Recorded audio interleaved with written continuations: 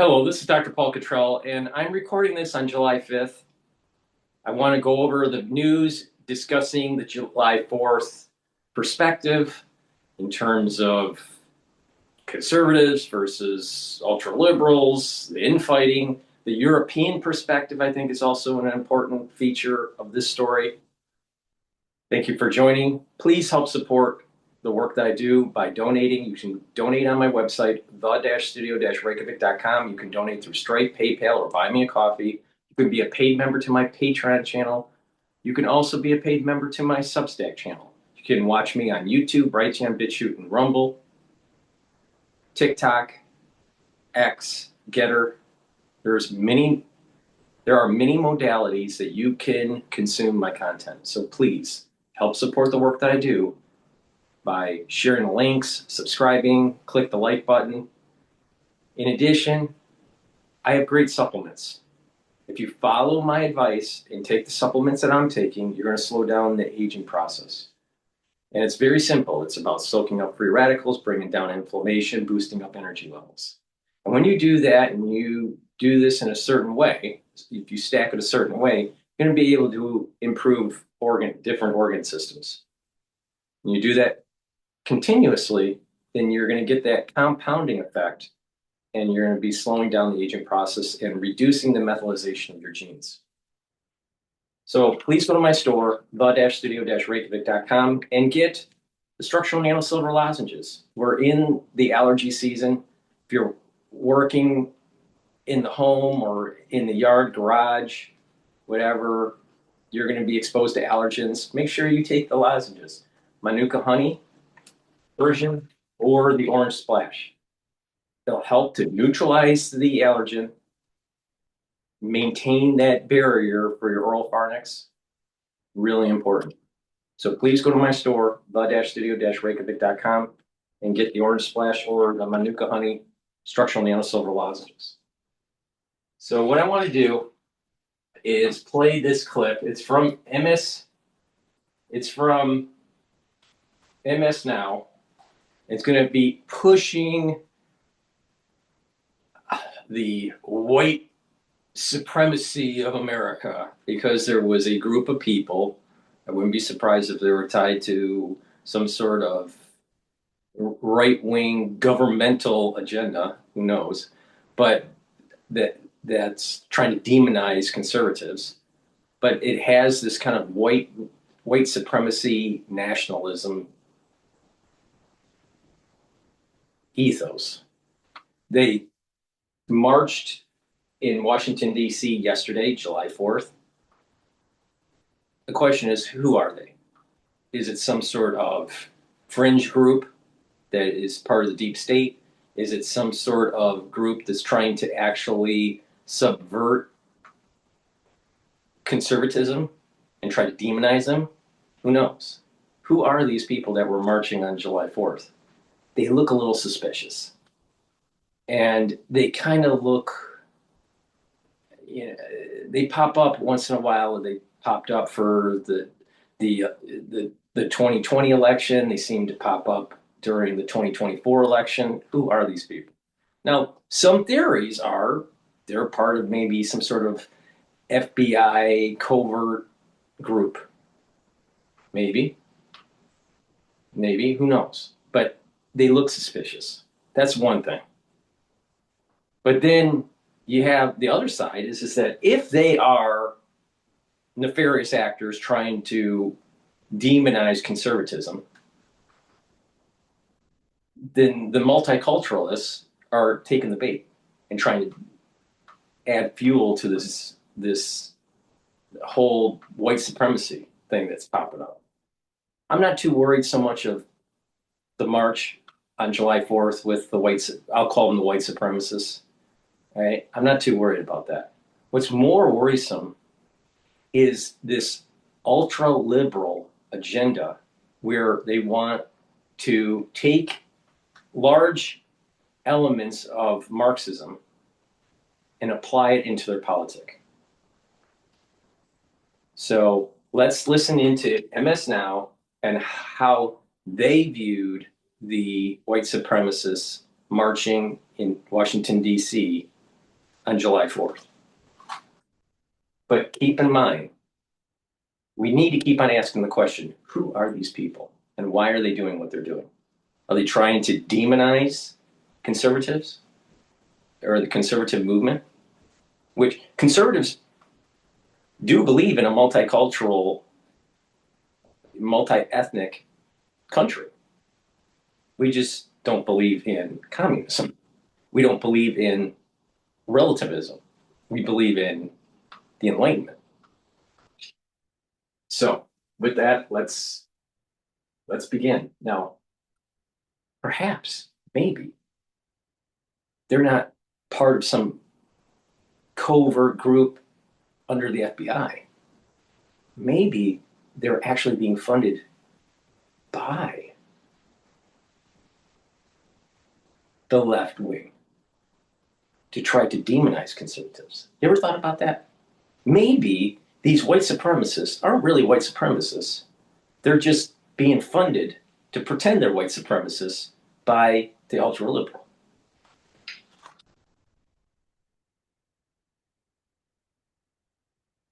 Joining us now, Eddie Glaude Jr., MS now political analyst and professor at Princeton University.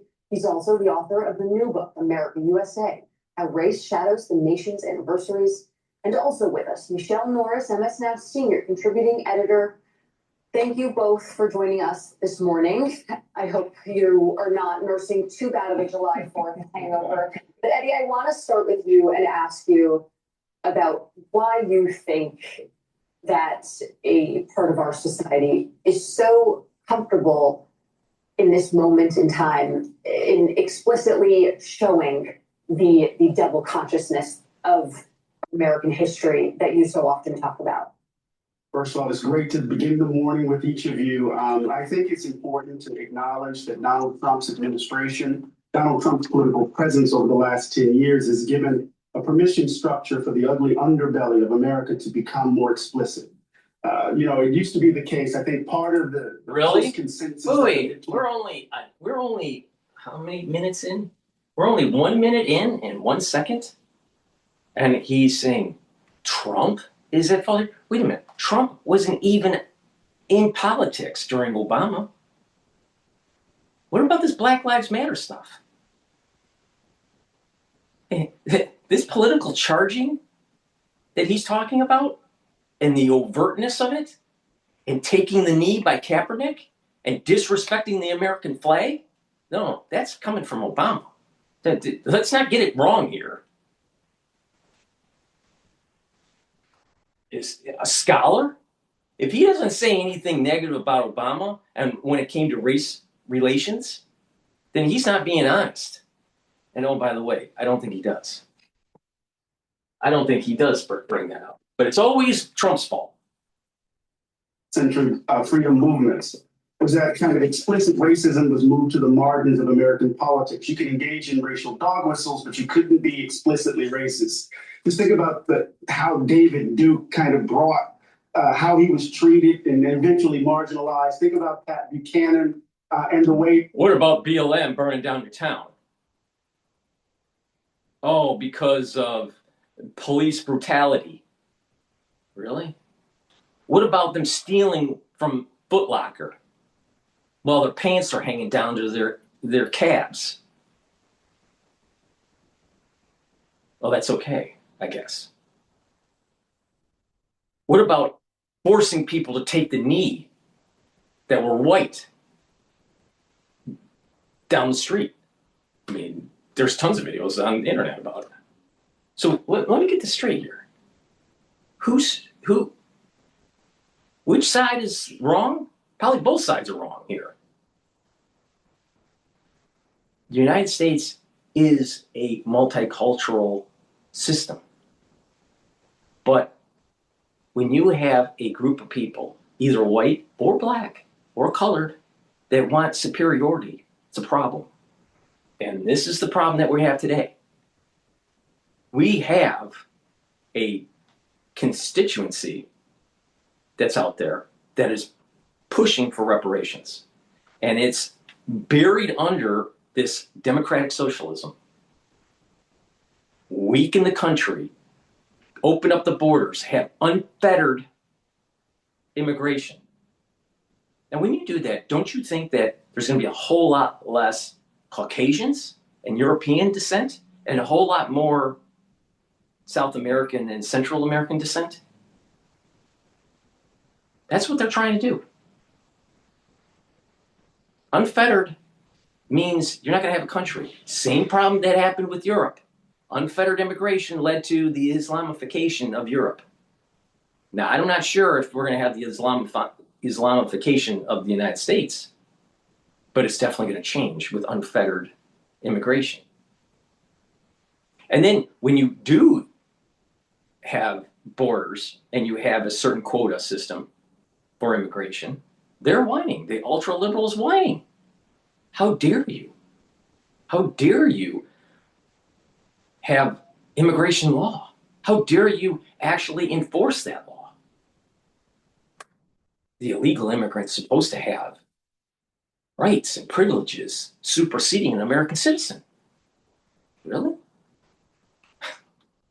This is what we're talking about here. That's the issue. So when whites are pushing back to secure the border, to have a more controlled immigration policy, when individuals keep on pushing back on the Enlightenment, pushing back to support the Enlightenment, and individuals are pushing against ones that are for relativism, don't be surprised there's going to be a whole lot of tension. But it's only Trump. This all started under Trump. Yeah, right. What about BLM movement? What about that? Where they burned down the town? They're crazy. And then all of these organizations in corporate America and the universities bought into the big lie BLM and actually gave money to a fraudulent organization. Oh, okay. Now, should the white supremacists be walking around in DC on 4th of July? It's their right. It's called freedom of speech. But you gotta go a little deeper instead of just the surface level. Who's funding it? Who's funding it? Who's buying all of the uniforms and organizing it? And I would not be surprised that it's actually the ultra-left, not the ultra-right. And it so happens it's just was embraced and then eventually marginalized. But now that sort of rhetoric, those dog whistles, no one engages in dog whistles anymore. It's just kind of foghorns. So I think there has been a permission structure to allow a certain segment of the country to declare that America must remain a white republic. And they're doing it in the midst of woke.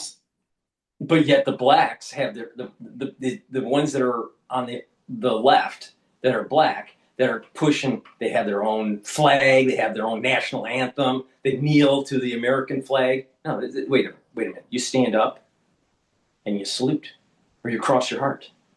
You respect that American flag, and I don't care what race you are.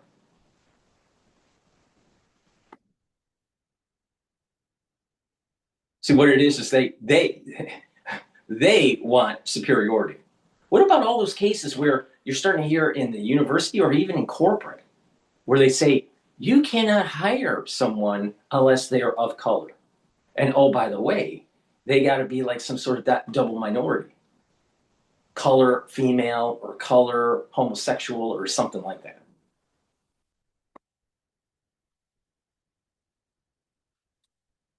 This country is going to go to war.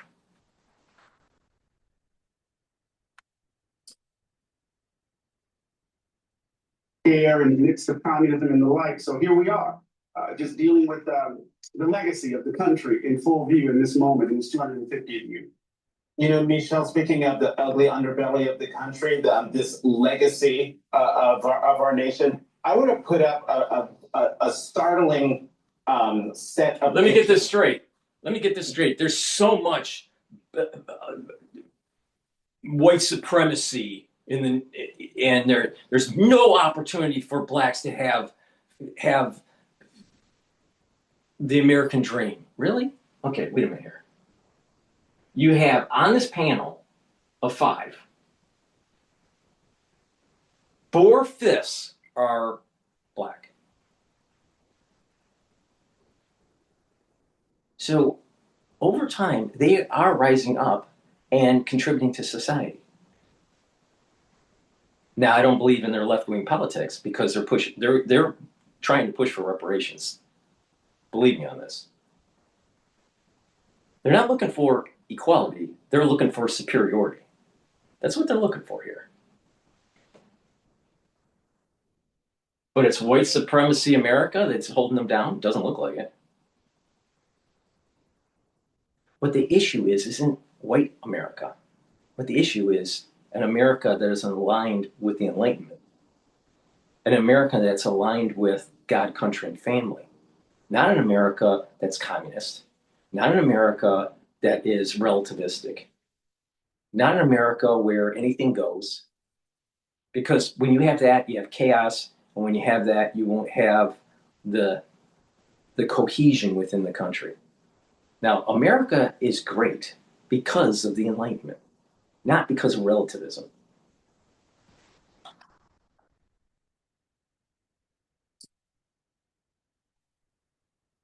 Let's put it up. How are you finding the time to send over all these meeting notes? I got a secret. I've been using granola. What is granola? So it's an AI notepad. If you want to take notes during the meeting, granola can fill in everything around that. If you don't, it'll still give you a full write-up for that meeting. Okay, so do I take notes or not? It's up to you. Let's put it up. There's the black women on the metro here in Washington, surrounded by those folks from the Patriot Front, and then on the left is that classic photo of Elizabeth Eckford surrounded by fellow students at Little Rock Central High School. She is one of the Little Rock Nine. The parallels here, the symmetry here is startling, Michelle. That photo is probably Pulitzer worthy. It's a little early to start talking about that, but that photo is one instance of a woman on a bus surrounded by people who are wearing masks, who are about to march in Washington carrying Confederate flags. But I see that photo and I see America's workplaces. I see America's school systems, and those men are wearing masks, but they go and they surround women like her in their workplaces. They will go back to a place where they can take off their mask, and then they will be working someplace where their noxious ideas, will be put in place in hiring decision. What about when the bitch boss is black, only hiring a certain ethnicity? Well, what about that? What about when HR takes over and they're ultra liberal? Are they really colorblind when doing their hiring practices? No. This is what I mean about they're trying to push for superiority. This is the reason why SCOTUS struck down the whole idea of affirmative action. All right? It's all about merit. It's about merit. About what you can do. If you don't have the merit, you don't deserve the job. If you don't have the merit, you don't deserve the slot in academia. Get the merit. Work hard. Oh, you didn't get it? Oh, try again, try again, try again, try again. That's the American way. Fail until you succeed. All right?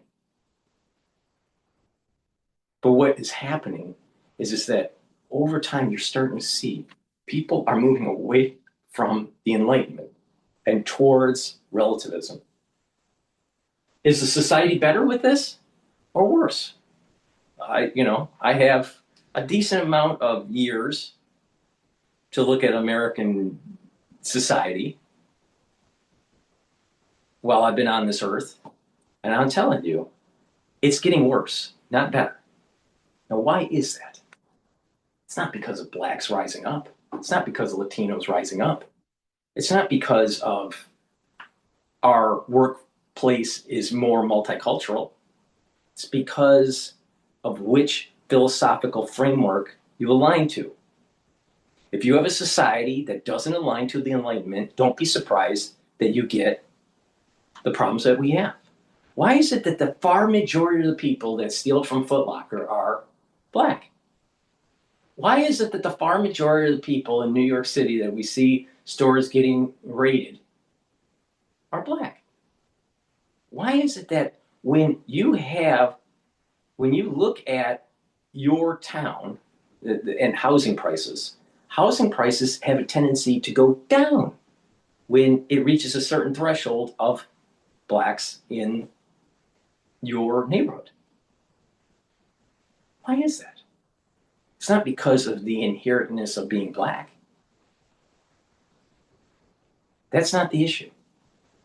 It brings down the school systems because the students aren't doing as well. There's more crime. There's more instability in the town. Now, that doesn't mean it's always like that. But let's just, I mean, these people, even they're wealthy, even the wealthy ones that are black, they're a little worried that maybe if the neighborhood that they're in becomes too multicultural, that it may become a little seedy and the school system starts to collapse, the tax base starts to collapse.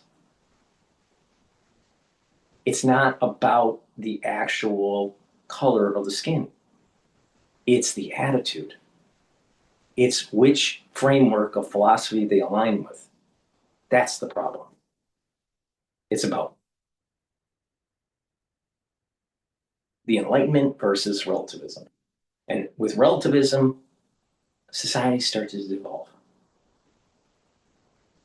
Karl Marx comes out of relativism. He's coming right out of that whole postmodern relativism.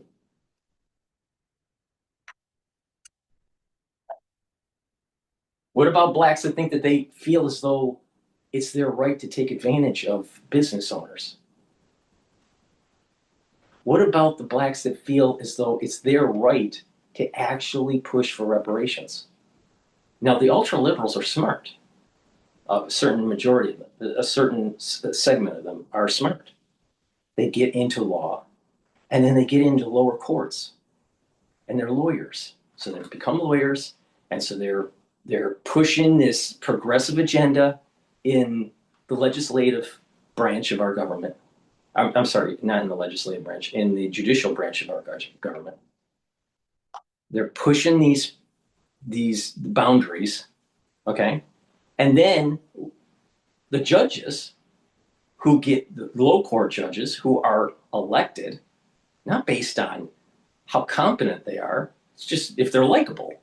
They go to a low level circuit judge, and if they have a certain agenda, even if the law is for the white guy, they may actually pepper it in and help the minority, even though it's not legal.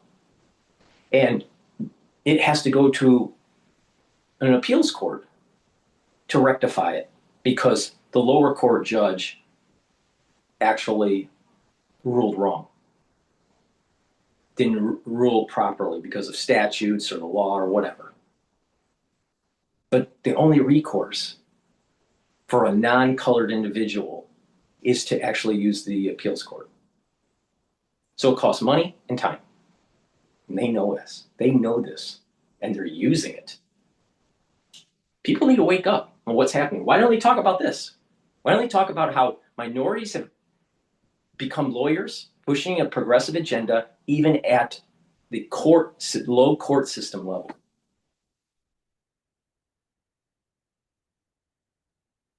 They're not following the law. And as they start to gain more momentum in Congress, let's just assume, let's just do this mind experiment. What happens when the majority of the House and the Senate are people like AOC or this democratic socialism? What do you think is going to happen? Do you think we'll have equality or more inequality? It's going to be more inequality. And there's going to be a push for reparations. There's going to be a push for taking your property. And it's going to be slow. It's going to start with higher taxes, taking away property from landlords, and then slowly chip away. Well, maybe we should be taxing your unrealized gains at a certain level and just slowly chip away and chip away and chip away and chip away. That's reparations. just under a different name.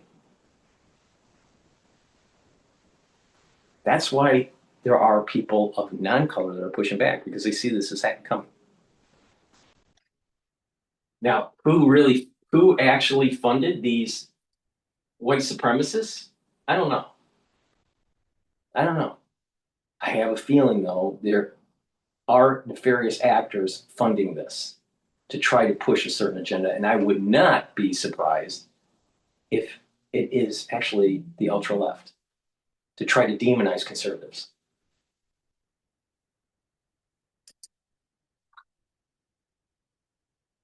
In decisions about who gets a mortgage and who doesn't. However, when I look at them marching, trying to project power, I don't see power, I see fear. You know, the bottom line is the laws when it comes to mortgages is that, can you afford it or not? Do you have a history of good credit or not? Unfortunately, there are a lot of individuals that are of color that have poor credit history. And oh, by the way, they have a tendency to actually use the bankruptcy courts multiple times because they don't want to take responsibility for themselves. Another progressive tactic to using the court system to taking away from other people. Because when you are filing for bankruptcy and you charged up that credit card and it's being now absolved, well, you stole from the bank. Well, it's, it's all whitewashed, everything is fine, you filed for chapter 7 or chapter 11 or 13 or whatever, and it's everything is absolved. It's still on your credit. But the thing is that you have a second chance. Okay, second chance. Well, wait a minute here. You can do that every 8 years. And people have. So they don't take responsibility. And nor do they learn from their mistakes. And so they become habitual. And this is part of the reason why they don't get a mortgage. Why didn't she bring that up? And it's running rampant in the country. If you don't believe me, type in Grok and ask, in the United States, are there higher levels of rental application fraud and higher levels of repeat bankruptcies in minority groups? And you're going to find out that the answer is yes. And it seemed to have started during the COVID years. She doesn't bring that up.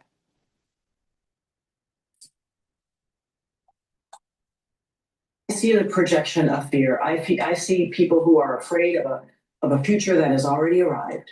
They are afraid of an America that is multicultural. They are worried about a multicultural democracy. They are worried about losing power. They want to create an America where white people and white men are dominant. And, America has to then decide, do we want to hold on to our superpower status? Do we want to be prominent in the world, or do we want to be a supremacist nation? Because, if we do not produce enough college-educated white men to drive our GDP. When you go to the doctor, who is serving you? When you go to the hospital, who is serving you? When you look at our economy, who is holding it up with their hands and their shoulders and their intellect and their hard work? That is the America that keep moving us forward. And the people who are fighting for this supremacist idea, these supremacist ideas, are willing to sacrifice all of that for the sake of their own power structure and this need to feel like they are above someone else. They are willing to put America in a lower position globally in order to continue to elevate themselves. I mean, those losers that were walking around DC with those masks on yesterday, Michelle, when I see folks like that, I see exactly what you see when you say you see fear, because they know what they have done with being the majority in this country. And so their concern is that we, black women, black and brown folks who at some point will inherit the majority of this country, will do the same thing to them that they have done to us. I'm gonna say that before I play. I'm gonna move on because I'm getting a little emotional. Yeah, see, the black man can't get his act together because he's getting a little emotional. All right. Let's look at this in terms of individuals, adults, getting a bachelor's degree or higher, all right, and this is based on the 2024 Pew Census figures. Whites, non-Hispanics, 39 to 41%. Blacks, 25 to 27%. Hispanics, 20 to 22%. And Asians, 59%. Now, when it comes to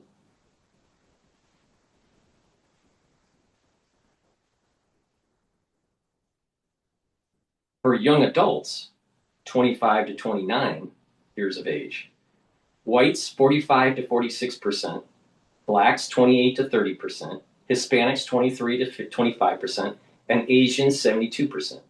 Now, what do you get from this information? One, there are actually more whites that graduate than blacks or Hispanics. Okay. If you add in blacks and Hispanics together, they're either equal to whites or slightly higher. Asians, as a group, are way above the graduation numbers by a lot. It's hard work. Asians work harder. And if you notice, most Asians, they're more harder work. They're harder working. They don't complain as much. They're more resilient. They have a tendency to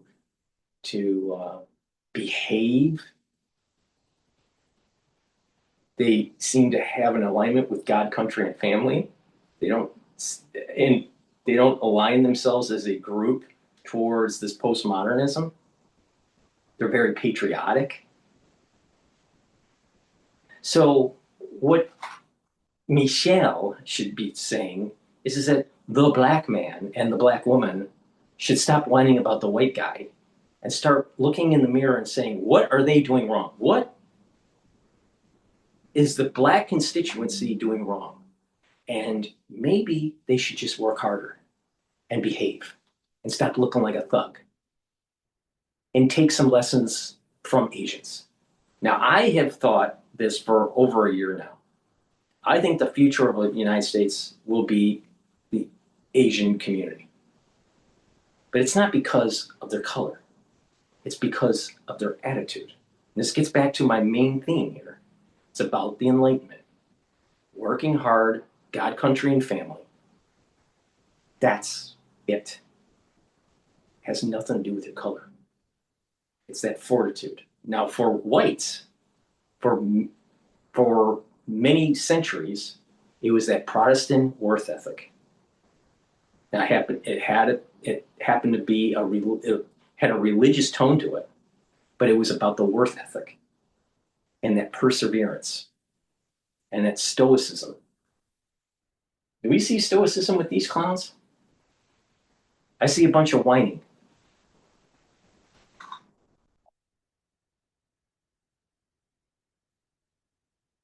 Spoke yesterday about people who criticize America and what that means. And I want you guys to listen to this. You will hear a couple small but loud voices today speak obsessively not of our national greatness, but of our national imperfections. They will speak of the powerless and the dispossessed. They will tell you that America is just another country where the weak struggle against the strong. So what I'd ask you to do, my fellow Americans. See, it's all about relativism. He's not mentioning it, but it's these individuals out there think that anything goes. It's all relative. There's nothing special about what made this country so great. And I think it goes all the way back to that Protestant worth ethic. And that's aligned with this Enlightenment. Not relativism. And the future of the United States will be Asians.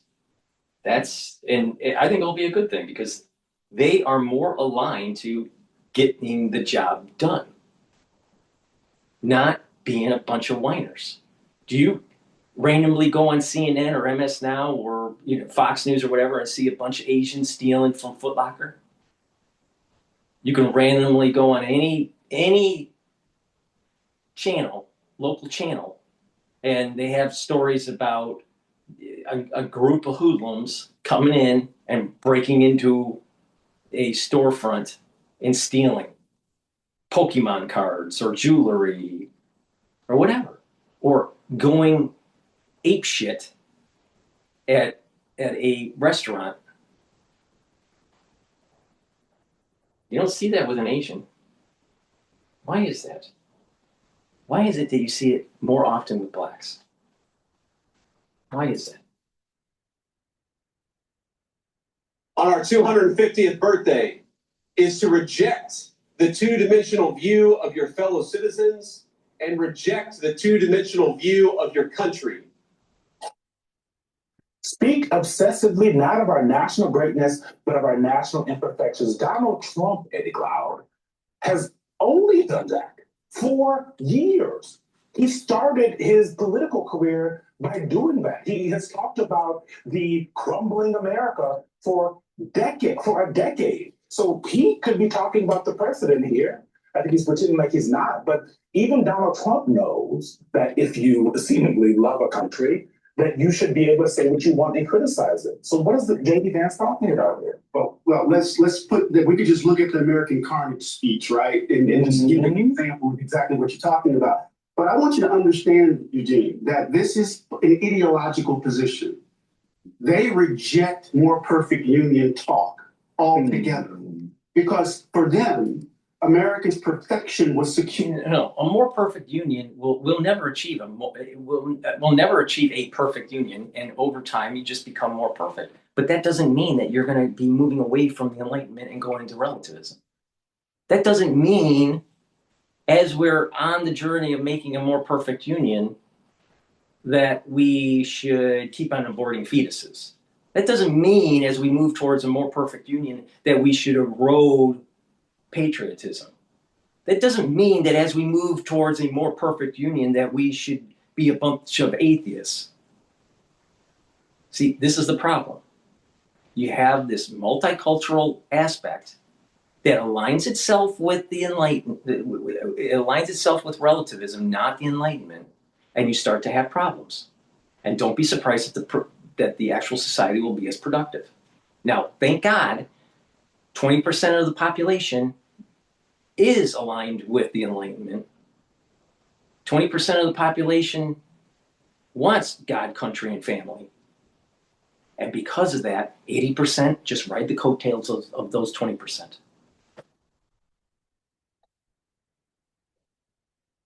So there's nothing wrong with a more perfect union, as long as it's aligned with the Enlightenment. And as we're moving toward a more perfect union, why are they stealing shoes from Foot Locker? I mean, come on.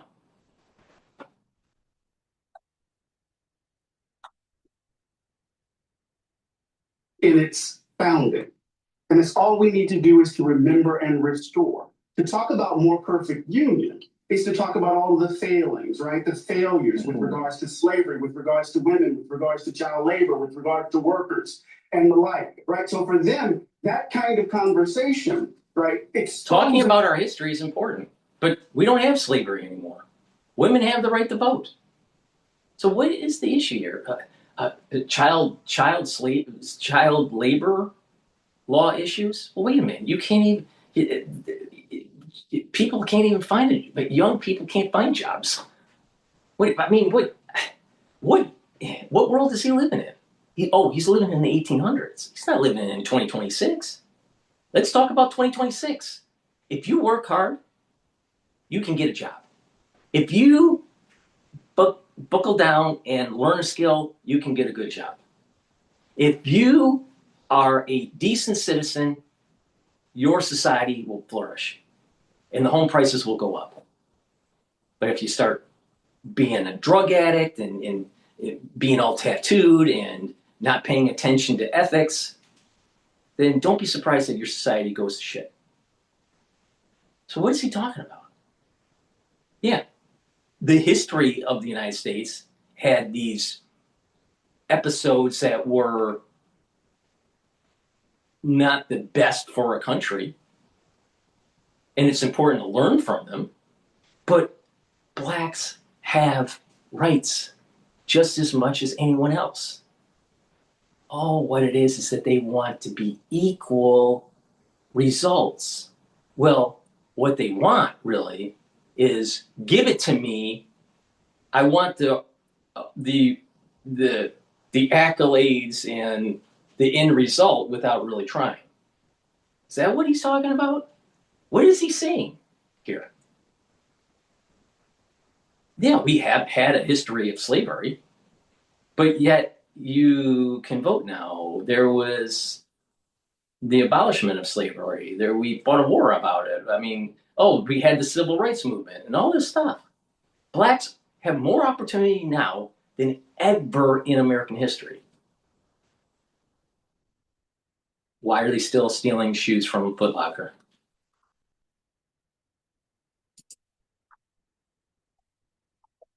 Country and opens up this kind of multicultural imagining of America, this multiracial imagining of America. They want to shut that down. J.D. Vance wants us to simply shut up, those of us who look like me, right? They want us to shut up and be grateful. That's what they want us to do. No. And I think I want you to be a scholar because he's a scholar. I want you to be a scholar and write books about the history of our country and an analysis of it. But don't push for reparations. Don't push for this idea of a relativistic society, because that won't be productive. And the things that you're promoting have a tendency to be latched on by democratic socialists. I mean, communists. Ones that want to redistribute wealth, ones that want to take over the means of production. They want state control. They want a one-party government. They want to abolish our Constitution.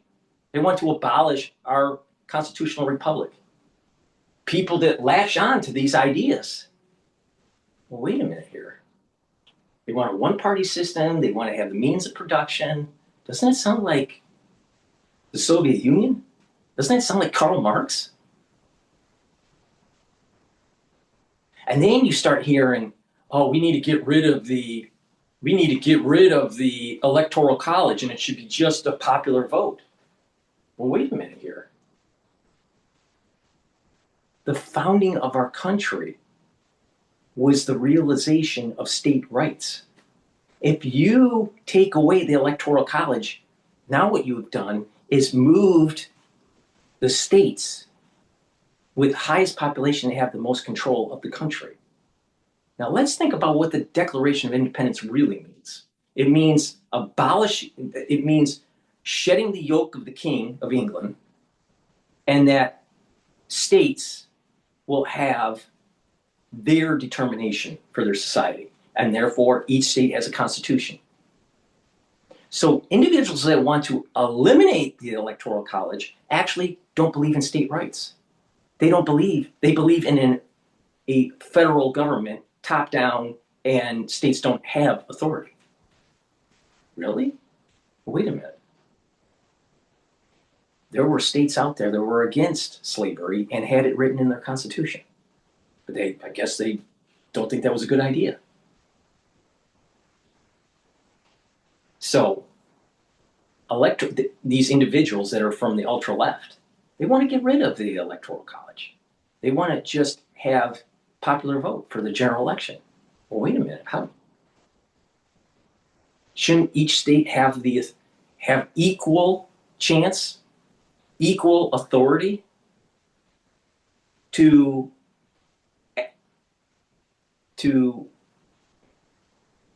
project their desire for the president of the United States?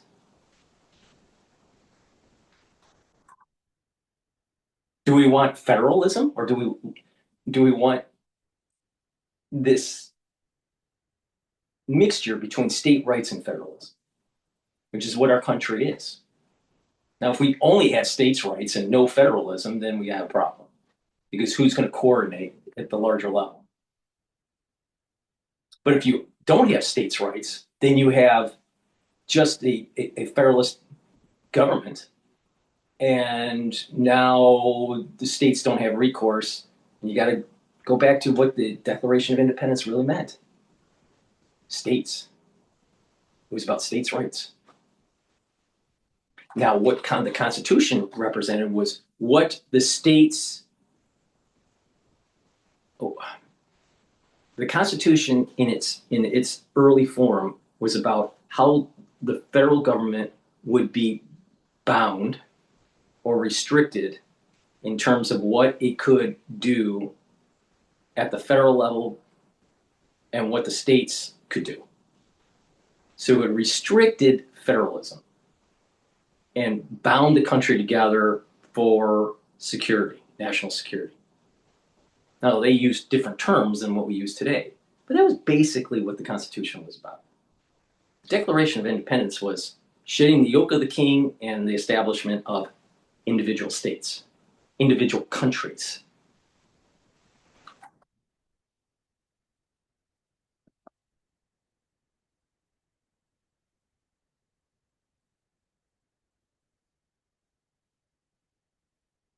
To understand the way in which they're mobilizing the founding for their white supremacist ends. And J.D. Vance tries to put it in kind of flowery language or makes it sound reasonable. But at the end of the day, what he's arguing, right, is that America is more than an idea.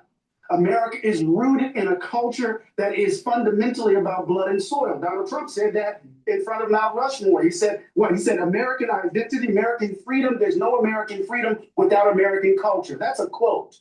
And so I think we need to understand these folks for who they are and name the devil that has us by the throat. Yeah, what's wrong with that? Wait. What's wrong with saying American freedom is predicated on American culture?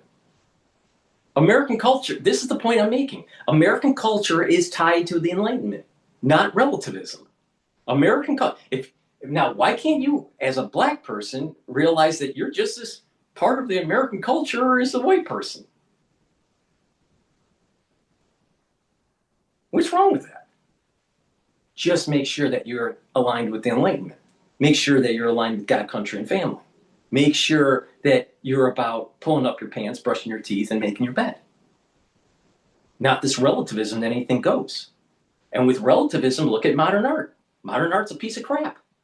Don't be surprised that if people align their philosophy politically to relativism, that your politics are a pile of crap. Just like modern art. No, what it is blacks want their culture. Now, I don't know what, I have nothing in common with, quote, this black culture. They want their own national anthem, their own flag, disrespect the American flag. Well, this is the reason why there's a pushback by the president and J.D. Vance. Freedom, American freedom is predicated on American culture. But with relativism, they want to destroy this American culture. They want to destroy the Protestant worth ethic. Now, that doesn't mean you have to be Protestant, but the whole point was there was stoicism and hard work. It was about meritocracy. Not stealing from Foot Locker.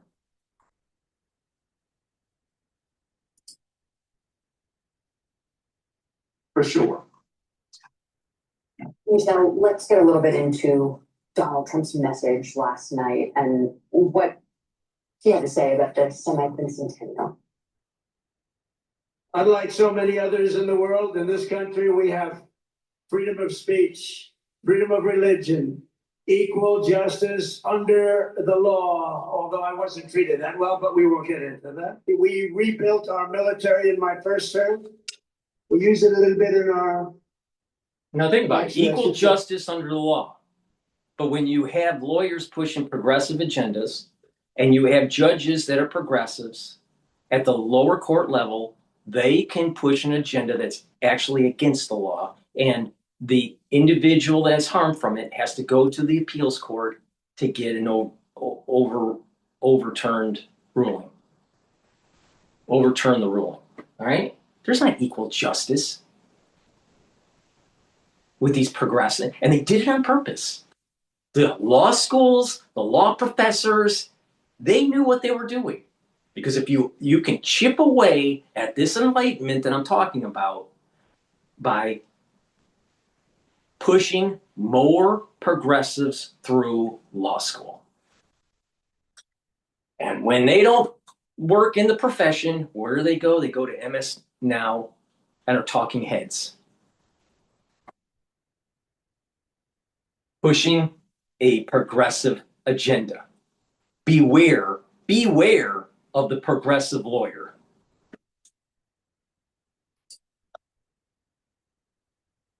Third term, but I won't do that because I don't want any controversy.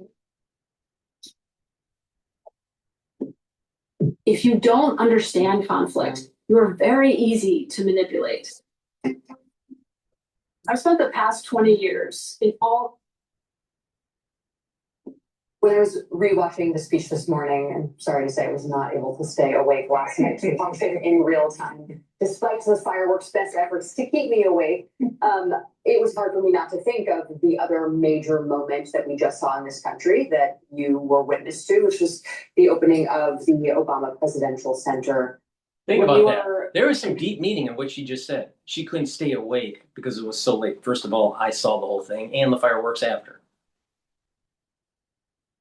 That was for the 4th of July, and I also saw the speech at Mount Rushmore with the fireworks after. Now, she probably has to wake up early for the show, probably 4 o'clock in the morning, but either way. And this professor who probably doesn't have to wake up early in the morning. All right. He made a hand gesture agreeing with her. This is the point that I was making about the Stoicism. Sometimes you just have to push, even though it's out of your comfort zone. Maybe you're tired. Maybe you are just getting by financially. Whatever it is, you got to keep moving. You have to be stoic. But here, you got you had 2 people out of the panel here of 5 that didn't seem to have stoicism. See, when I do an analysis of things and pick up patterns, because I'm really good at pattern recognition, right? When I pick up patterns of social systems, of complex things like pathogens or the economy or financial markets, complex stuff, I pick up stuff very, very, very quickly. More so than most people. And I'm telling you, these people don't have what it takes, the grit, the stoicism to move the ball forward, to make this union more perfect.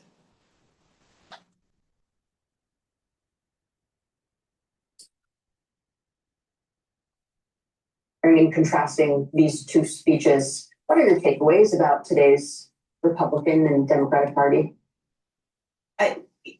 I'm glad you mentioned the opening of the Obama Presidential Center, which had its own 250th celebration on the patio open to the public in Chicago, because that was another split screen moment of 2 very distinct Americas on display. When they planned that center, they could not have known that it would open in the midst of rising autocracy in this country. Wait a minute here. Barack Obama's library is designed in postmodern architecture, which aligned with postmodern philosophy of relativism. It looks like a piece of shit. It looks like a garbage can.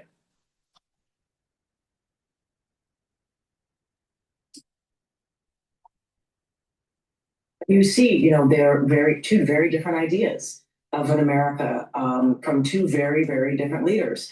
One who is perplexed by the other, and one who, again, I just go back to fear, who seems to be afraid of the other one. Barack Obama owns a lot of real estate in Donald Trump's head, and he continually talks about, how he's trying to fix something that was broken, that, was looking for a problem that doesn't exist. But I want to go back to what J.D. Vance was talking about and trying to prevent America from looking at its flaws Mandani gave an interesting counter speech, talking about immigration yesterday. And one of the things he talked about is how patriotism is about embracing the ideas of America, but also confronting its flaws and doing both at the same time. And one of the things that concerns me about the hijacking of the semi-sesquicentennial, this important milestone in America, is the idea that one party, one faction really of the party, the Republican Party, would try to take the American flag and wrest it away from its people. And as I talk to you, the flag is flying in front of our house. And, I yesterday went to a reading of Frederick Douglass's speech, what to a neighbor was the 4th of July. And I understand the founding contradictions of this country, but I really worry about the idea that the faction of this party wants to take the flag away from all of us, wants to remove the centrality of that symbol from the people who built this country, because that flag holds our pain and our plunder. It holds our bounty as well. And it's important, I think. This country is a big tent. It can hold everybody as long as you're not a communist. Secondly, don't push reparations, because stop sugarcoating this. The progressives are pushing for reparations in some form. And when that does happen, race relations will go backward 150 years.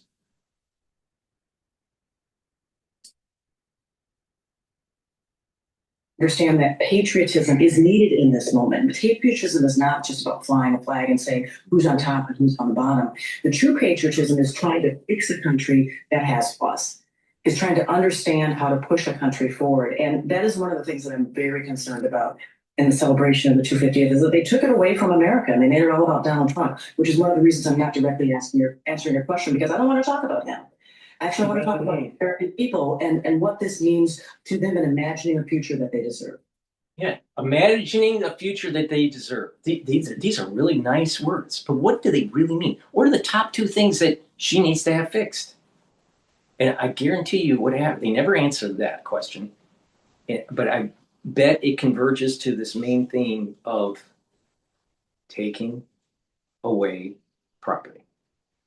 I bet it converges to the theme of reparations of some form. What is it? Give the top 2 things that need to be fixed in terms of this, to have a more perfect union. Just 2 things. What are they? They can't answer the question. They won't answer the question. They know exactly what they're doing here. I'm telling you, it's about reparations.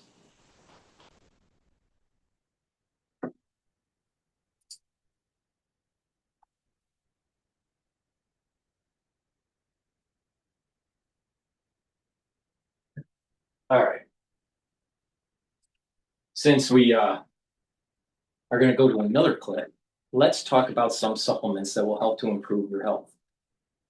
Because we have to fight for the republic, right? Please go to my store, the-studio-reykjavik.com. If you're noticing a lot of the things that are out there that they're talking about just seem to be in the fog and you just don't understand, get the Clarity Factor. Clarity Factor will get rid of that brain fog, allow you to concentrate, to make sure that you can drill down and push back on the socialists. And Clarity Factor will help with your memory and your cognition. You'll be able to think faster. Your memory will improve. It will help over time to build those dendritic connections, improve your neural network, and help with brain function. So please, take the Clarity Factor every day. It's super important. Omega-3 helps with cardiovascular health, brings down inflammation, helps you to control your lipid profile, and helps to reduce the over-stickiness of red blood cells. Very important to take every day to help with your cardiovascular. Probiotics, super important as a base to improve your health and to slow down the aging process. You can get it in veggie cap form or the powdered form. Either one, take every day.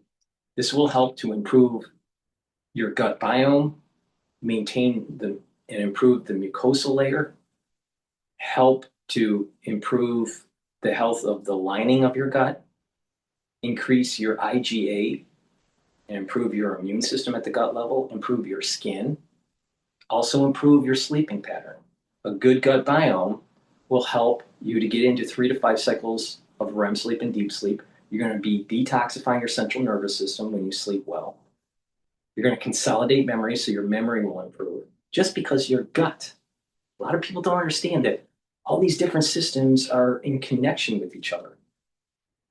And stop eating crappy food, because eating that processed food causes gut problems and affects the gut biome. So please go to my store and get the very high quality probiotics, either in the veggie cap form or the powdered form.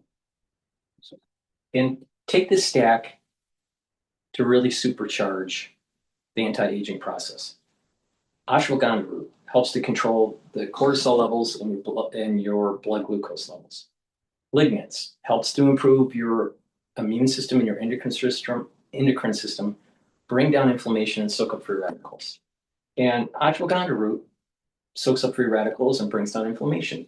You'll be able to recover quicker after a workout by taking these supplements. You're going to have more energy, your immune system will improve, your endocrine system will improve. By bringing down inflammation, soaking up free radicals, you're helping your cardiovascular health. You're also improving your brain function, keeping that inflammation down and soaking up those free radicals. Those neurons will perform better. You can take these separately, but I highly recommend that you stack them together for the synergistic effect. Turmeric, lignans, and ashwagandha root work very well together to slow down the aging process. Please go to my store, the-studio-reykjavik.com, use discount 5, all caps, discount 5, and you get $5 off. All right, let's go to some more wonderful clips.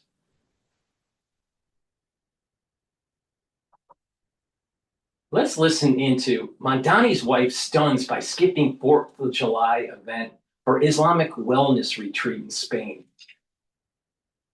See what I mean? Is it about the country? They don't care about the country.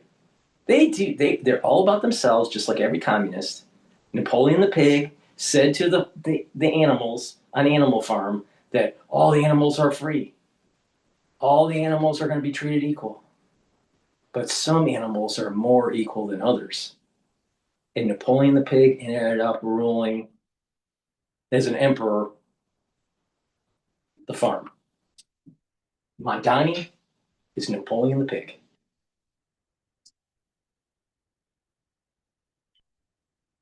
They put the plate down like it's a piece of art. They make me feel that way.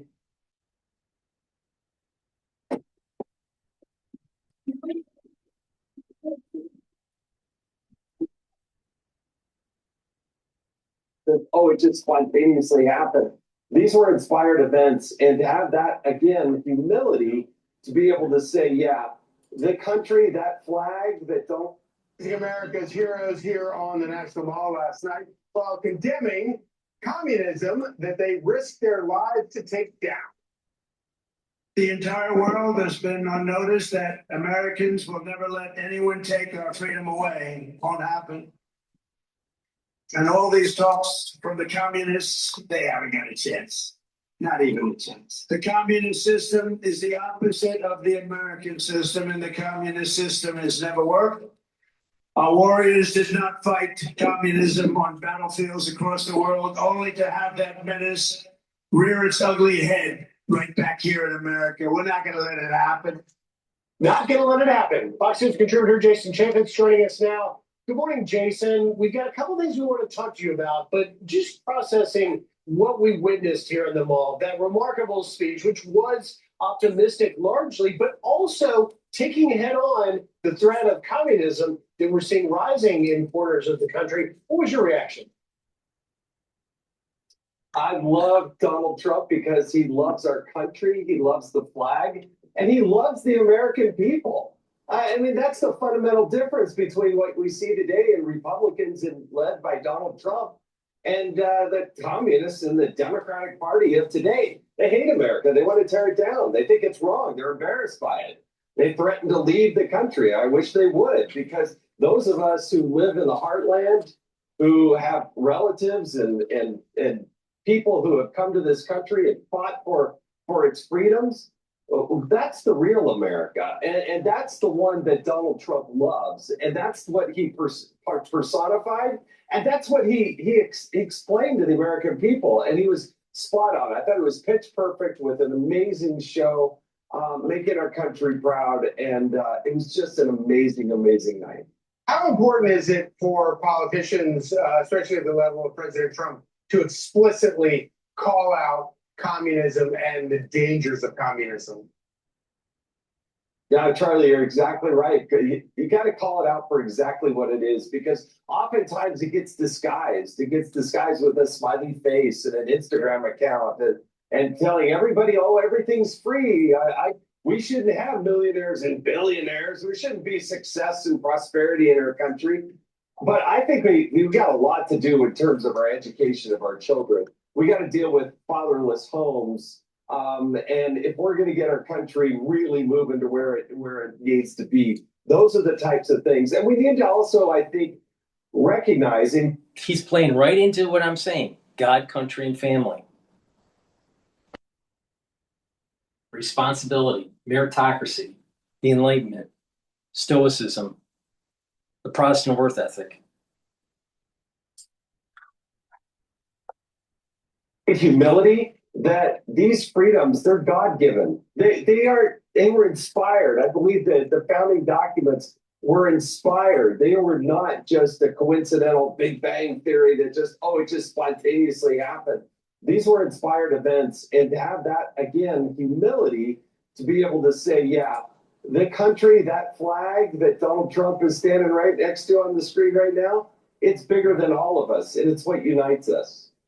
You know, Jason, one of the things that the president brought up is that communism is incompatible with America, freedom, and democracy.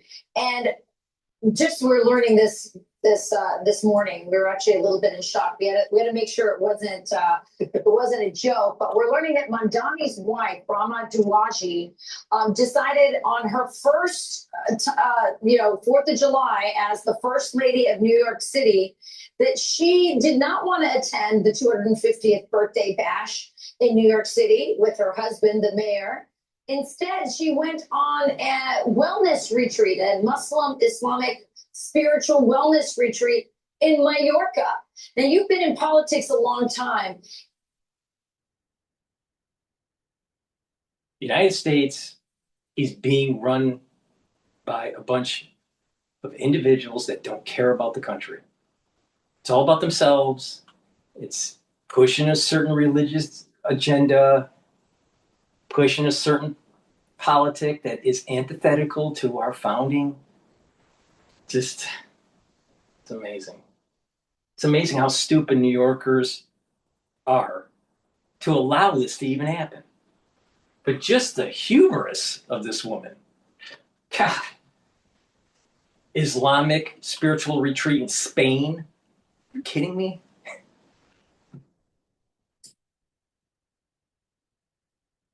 What is the message that she's sending? Because I don't think that this was unintentional.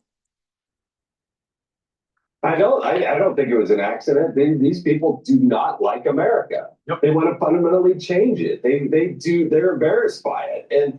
And that's what's just so wrong. The policies need to be called out. Again, they put a smiley face, they wave to the crowd and do all that. But they don't believe in things like self-determination and success, prosperity, liberty, freedom. These are the types of things and principles that I grew up with, that you all grew up with. I think most of America grew up with. But these people, they're so ungrateful. They just don't like the country, and they need to be called out for it. Yeah, I couldn't agree with you more, Jason. I think this was absolutely intentional. I always say, if you want to understand a politician, look at his wife. I think she was sending a message. He had to be there, but she was sending a message that this just wasn't important enough for her. And it's a really sad decision, but it's a decision that New York City made as well. And those actions have consequences. Jason just praised that he gets judged by his wife.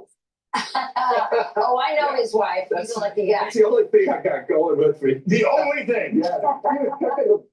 She was the one cooking the burgers last night. We did sparklers with family and grandkids. There is nothing more American than a 5-year-old waving a sparkler ready to poke somebody's eye out than Amen to that. Grandpa Chaffetz running around looking to everybody's not poking their eyes out. Please go to my store, the-studio-reykjavik.com. Help save the Republic by getting vitamin C and magnesium. Vitamin C and magnesium will help your skin. It will help with your immune system and help with your brain function so you don't turn into a crazy liberal. Magnesium and zinc helps with brain function and boosts up your immune system. Myotrol helps to build muscle. If you're 40 years of age or older, this will help with the gene expression to build muscle, reduce atrophy, help the health of your mitochondria so you have the energy to maintain the muscle. Myotrol is perfect for people that are 40 years of age or older. This has polyphenols, flavonoids, and lignans to help with the gene expression. Good night formula. Take it every night. This has tryptophan, melatonin, GABA, and passion flower, so you can get into 3 to 5 cycles of REM sleep and deep sleep to detoxify your central nervous system, to consolidate memory, and to be well rested. This is super important to help to improve those neural connections. You'll be able to think faster, have better memory, and slow down the aging process and reduce the chances of dementia. Super important to take. Get the good night formula. Vitamin D3. It's a dual purpose supplement. It helps with gene expression. It's a gene expression cofactor. It helps to get rid of cells that need to go into apoptosis if they're infected. That's why you take it during the cold season. And vitamin D3 helps with the cardiovascular health and helps to build bones, bone density. Vitamin B complex, if you're 40 years of age or older, take it. This is going to boost up your energy levels. The first 4 B vitamins in this complex will help the electron transport chain to increase the concentrations of ATP, your energy source. Super important. Revs up cellular metabolism and protects neurons through vitamin B12. Resveratrol helps with youthful gene expression, gets rid of cells that are in senescence, helps to soak up free radicals and improve the mitochondria so you have more energy. And it helps the basal layer of your skin. Stacks really well with C60 to improve your skin. You will look younger by taking resveratrol, but not just look younger, you will be younger. Why? Because it helps with youthful gene expression. Digestive enzyme complex. This will help to break up carbohydrates, proteins, and lipids and reduce the load on your pancreas. Super important. And this has bromelain, helps to break up clots.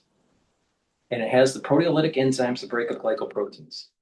So please go to my store, the-studio-reykjavik.com, and help support the work that I do and help support your health and wellness. You stack these supplements, you're going to slow down the aging process and target all these different things: energy levels, metabolism, protecting your neurons, getting proper sleep, bringing down inflammation, building muscle. By building muscle, you're also protecting your brain because you're increasing the concentrations of myokines and BDNF, which are neuroprotective.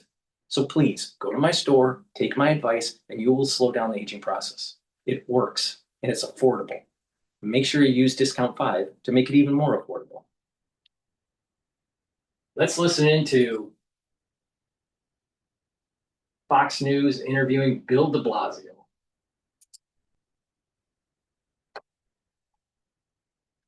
Zoran Marxist Kami Mamdani.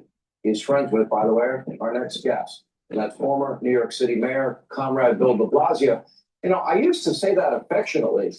They almost make you look moderate. And you were not a moderate, just for the record. I'm going to take that as a compliment, Sean. Thank you. All right. Let me go through. Look, yeah. Wait. You were such a crucial figure in the growth of the MAGA movement, which to a lot of mainstream Republicans was considered absolutely radical. Outrageous things were said by Donald Trump and a lot of the folks in MAGA that never would have been said by Republicans before. And yet it tapped into something that a lot of Americans were concerned about and were feeling. I don't know why there's a double standard here. So on the left of the Democratic Party, you're hearing some really blunt, I don't agree with all of it, obviously, but some really blunt sense that the status quo is not working in America. I think that's part of what Donald Trump was saying in his own way.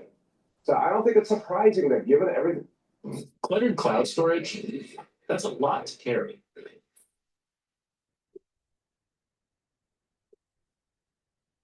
I don't think it's surprising that given everything that's wrong in our economy, given how much people are struggling to make ends meet, that candidates who are saying this status quo is broken are actually going to get this kind of energy and enthusiasm behind them. Okay, let's take a look at the three candidates that your friend Zoran Marxist-Kami Mondani supported. I'd like to give him two middle names there, two middle names.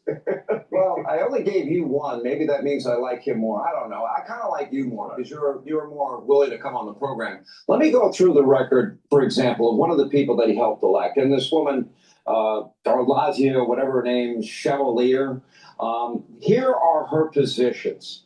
Because I think people need to really understand fundamentally where they stay. She, again, they call themselves democratic socialists, but she wants to abolish the police completely. Let's go through it all. She wants to abolish America's prisons completely. She wants no American borders completely. She doesn't want anybody deported, even people, illegals, convicted of murder and rape. A day after October the 7th, she showed up at a pro-Hamas rally in Times Square. That would be the equivalent of losing 40,000 Americans in a day if you extrapolate out the population. Brags about using the American flag to wipe her hands.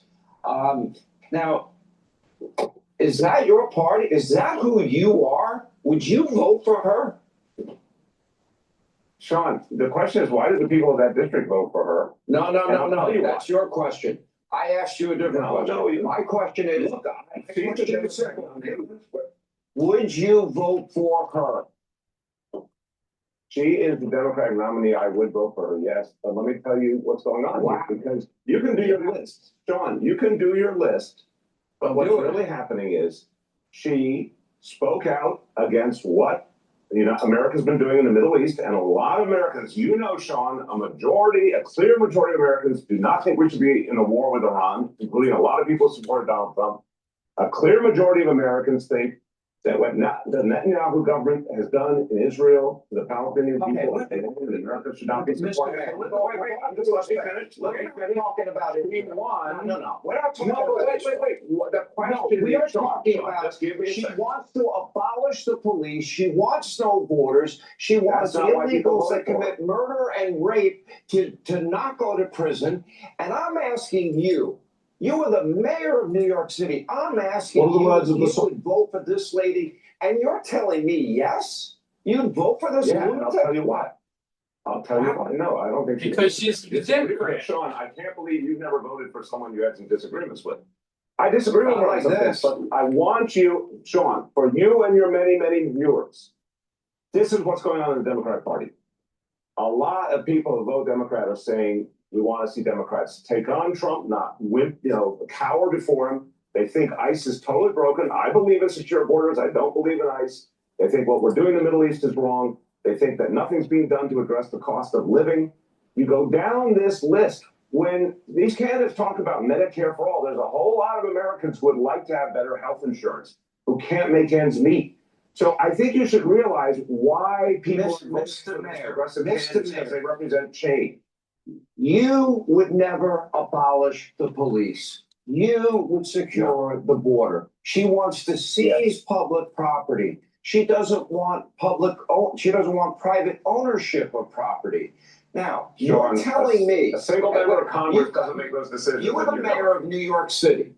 You're telling me that this does not seem so over the top that it's going to destroy your party. I think she, Mamdani, AOC, Bernie, Pocahontas, Mamdani, I think you guys are destroying your party. So I guess I'm okay with it.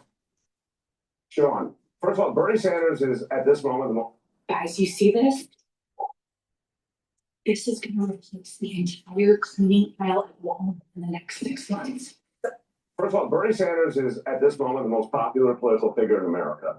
A lot of people who voted for Donald Trump would very comfortably vote for Bernie Sanders too, because they want to see someone who's going to address the fact that their families are not doing well enough economically and their kids don't have enough future economically. And Donald Trump has not given an answer. The war in Iran made things worse for our economy, made things worse for people trying to pay the bills at the kitchen table. So now you have a group of Democrats who say, we don't accept the status quo. We don't accept the big corporate donations. We don't want to go to fancy cocktail parties. But you don't. We want to be a different Democratic Party. And wait. That's a Democratic Party that can actually win. I said last year with Mondani. So you're saying to me, I want to be clear. Affordability, and that's actually how Democrats will win, because that's what Democrats are always supposed to have been about. A Democratic Party that wants to completely abolish the police, that wants to abolish American borders. Hold on. That's what she stands for, and you said you vote for her. She doesn't want anybody deported. She doesn't want anybody deported. She wants the means of production and private property. You can do this thing, my friend. You can do your. They're always talking over each other. It's just like you can never play. They're the only way that we're going to be able to get the public interested and knowledgeable of the issues at hand is to actually have time and listen to one side and listen to the other side and make your decision. I've made my decision. It's about the Enlightenment. Others are still confused, right?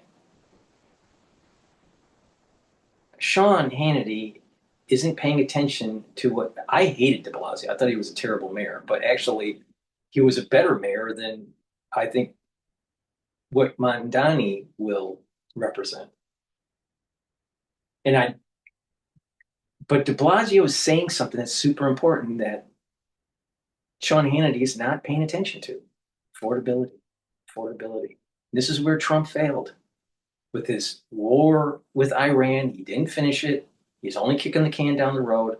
And it asked the big question about maritime law now and the right of passage through straits. Trump failed in Iran. Trump failed with the tariff policy. Hopefully, Trump will get his act together and get everything done. Look at what's happening with the White House. It's in a state of construction continuously. That needs to end.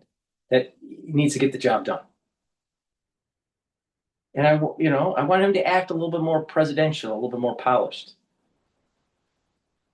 But he's far better than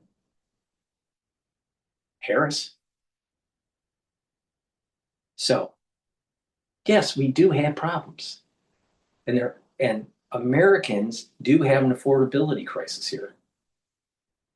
But a big part of it was all the spending that took place during the COVID years. And we're living through it. When you have these huge programs, it causes inflation. And it takes years, if not decades, to get it through the system. We're still trying to unravel the balance sheet from Lehman with the Federal Reserve.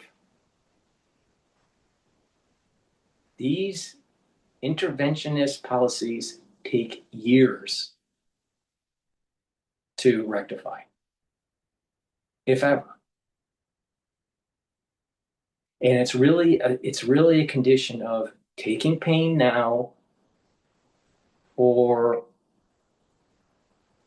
suspending the pain and having it last for a longer duration. That's what happened with Lehman. That's what happened with COVID when it came with all this fiscal stimulus. But people have problems with affordability. People will have problems getting good jobs under AI, especially when the demand for labor starts to go down. I'm concerned that the aggregate demand in the economy will go down too. So a lot of problems are happening. So individuals that have anxiety because of the economic situation will gravitate to these progressives. And the ones that are getting the most notoriety from the progressive movement are the ultra-liberal socialists. Please go to my store, the-studio-reykjavik.com, and detoxify your body. You can do that by taking zeolite. Take 3 small drops underneath your tongue, drink filtered water, do that daily. This zeolite you can take every day. Some zeolite out there you can't. This you can. Now, zeolite will bind to heavy metals, toxins, and chemicals and allow you to urinate them out within 6 to 8 hours. That way, you're helping your immune system and your endocrine system. Detoxifying your body regularly is super important. Another way to detoxify your body is to take the heirloom barley. Heirloom barley will detoxify, soak up free radicals, and bring down inflammation. That's really important for your immune system and your endocrine system. They'll help with joints to reduce inflammation. They'll help you to recover after a workout. It'll even help with your cardiovascular health and your brain function. Why? Because you're soaking up free radicals, bringing down inflammation, reducing plaque formation. And by soaking up free radicals and reducing inflammation at the brain level, you're keeping your neurons healthy and reducing amyloidosis and plaque buildup. You're reducing your chances of dementia. So please go to my store, get the heirloom barley. Now, you can also take the gladiator barley instead. You get all the benefits in gladiator barley as you have in heirloom barley, but you get one added one, and that is to build muscle. Do resistance training and help you to build a muscle too. And you're going to be detoxifying your body, recovering after your workout quicker, bringing down inflammation, soaking up free radicals, helping with your immune system and your endocrine system, brain function, cardiovascular health. Super powerful stuff. And you can stack it with the Myotrol for added benefit. So please go to my store, detoxify your body regularly. Use discount 5 and you get $5 off. Let's listen to a Brit talking about the 4th of July.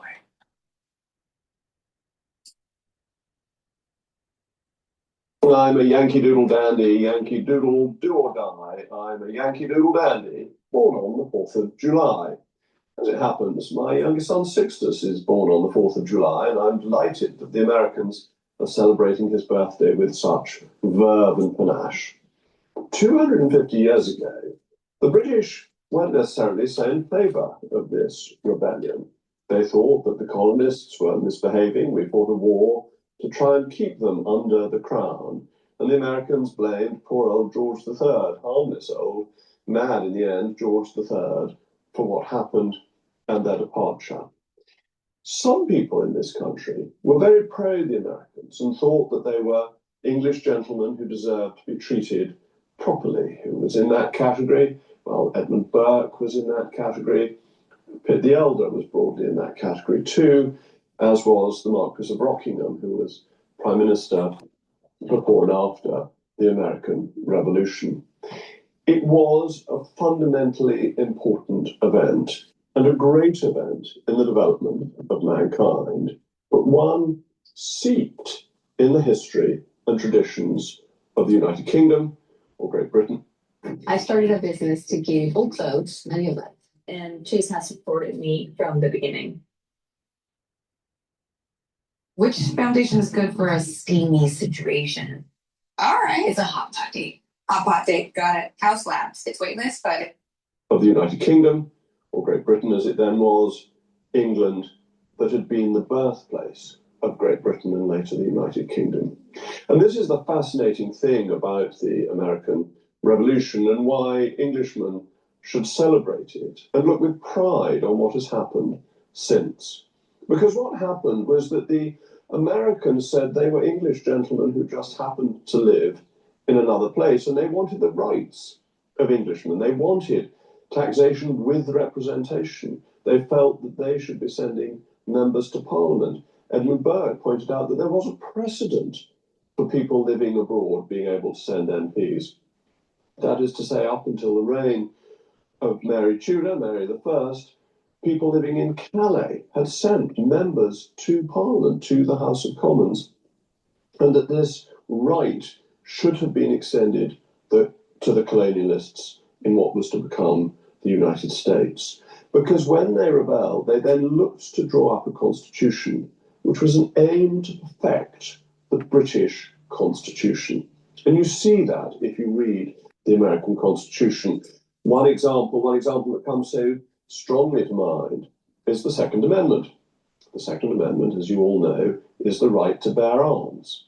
And we argue about this endlessly, don't we? We look rather smugly at America and think that there they are with their guns and they shoot each other and it's a dangerous place and they have lots more murders than We do, and we're so nice and safe, and we regulate guns. But the Second Amendment is directly drawn from the English Bill of Rights of 1689. In the English Bill of Rights, we maintain the right to bear arms for the maintenance of a Protestant militia. The word Protestant is deleted from the American Bill of Rights, but they were copying what we had done. And why had we done it? Why is it there? It's not there so that Americans can shoot each other or be dangerous. It's because they were suspicious of an overmighty state. In 1689, we looked at France, we looked at Louis XIV, we looked at absolute monarchs, and we thought this is dangerous, and we have to be able to stop it if necessary, and the way to stop it is by having a militia that is armed and has its own arms. And we thought that it would be a Catholic, totalitarian, and therefore it's the maintenance of a Protestant militia.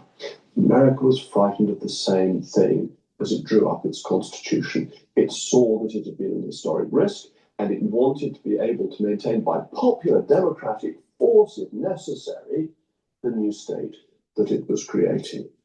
But it also, in the Bill of Rights to the Constitution, codified rights that the English thought they had, but actually sometimes find and found at that time, but continue to find, we have more in theory sometimes than in practice. So freedom of speech is defended in the First Amendment. It is a protection to ensure that people are allowed to criticise the government. Government here stops regulating the internet. It's suggested that it will force us to watch the BBC by making the online operatives put the BBC at the head of the queue. It feels it can interfere to shove propaganda down our throats. America, trying to protect the British Constitution, makes that impossible. It also protected the rights of people who might be charged aggressively by the state. That is to say, the Fifth Amendment means you don't have to give evidence against yourself. This used to be a pretty strong right in this country too, but has been attacked at the edges because the state finds it more convenient to be able to use non-cooperation as evidence. So out of that rebellion came an attempt to perfect the British Constitution. And it's got some bits of historic interest that are no longer relevant. So titles of nobility are not allowed. That's because they didn't want to have a House of Lords and they didn't want to have a king. Bills of attainder, acts of attainder are not allowed. We basically stopped using those by the time of the American Revolution, but they were still in the historic mind at that point. They were still reasonably contemporary. So they're specifically prohibited in the American Constitution. It's quite fun, I think, to look at these obsessions of the day that have turned out to be utterly unimportant. Now, there were some bad things in the American Constitution, that slaves counted as less than a person for the purposes of drawing up boundaries for Congress. And that was not a problem we had in England. So that's not drawing on the British Constitution. And it's not, of course, a full democracy at that point, nor were we. But the structures were seeming to perfect what we already had. As it happens, I think neither system is perfect, and they have essentially parallel flaws. Ours is that our constitution is too easy to change because of the sovereignty of the king in parliament. Theirs is that the judges ultimately make the law because of a codified written constitution, which has stymied Donald Trump, for example, in being unable to take away birthrights. When you picture the future of work, what do you see? We see Samuel.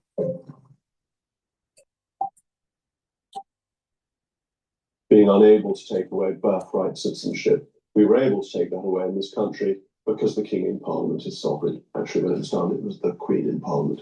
So you've got those differences. But my goodness, how well our two constitutions have done in making the world rich, successful, and safe. Because I'm absolutely convinced, to go back as always to Sir John Fortescue, that your constitutional settlement determines your prosperity. That if the state, the king, is beneath the law, as is the case both in the United Kingdom and in the United States, then when you make money, when you prosper, at that point, it's yours, not somebody else's. And therefore you have an incentive to till your land that little bit harder, to work that extra hour, to invest in new machinery, to come up with innovative ideas, because it's yours.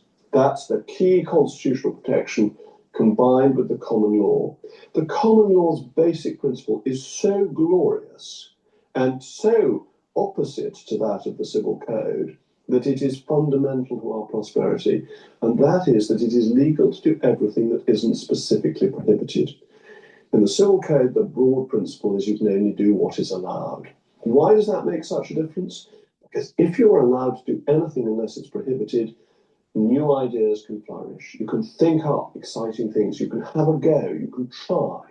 If you fail, you haven't broken the law.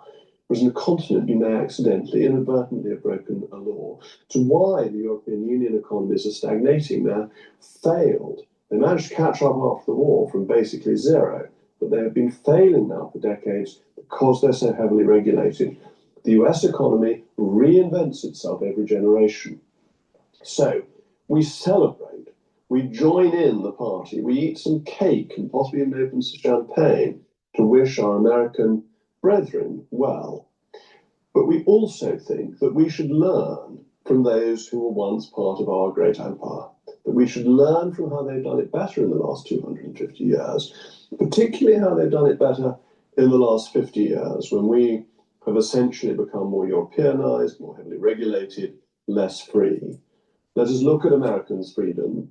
More social. The socialists took over England. Welcome them, readopt them, and then we can prosper as not our brethren, I think that's the wrong term, our offspring have benefited. But we should look with paternal pride on that most successful scion of the British Empire. God save the King, and God save President Trump too. Why not? All right.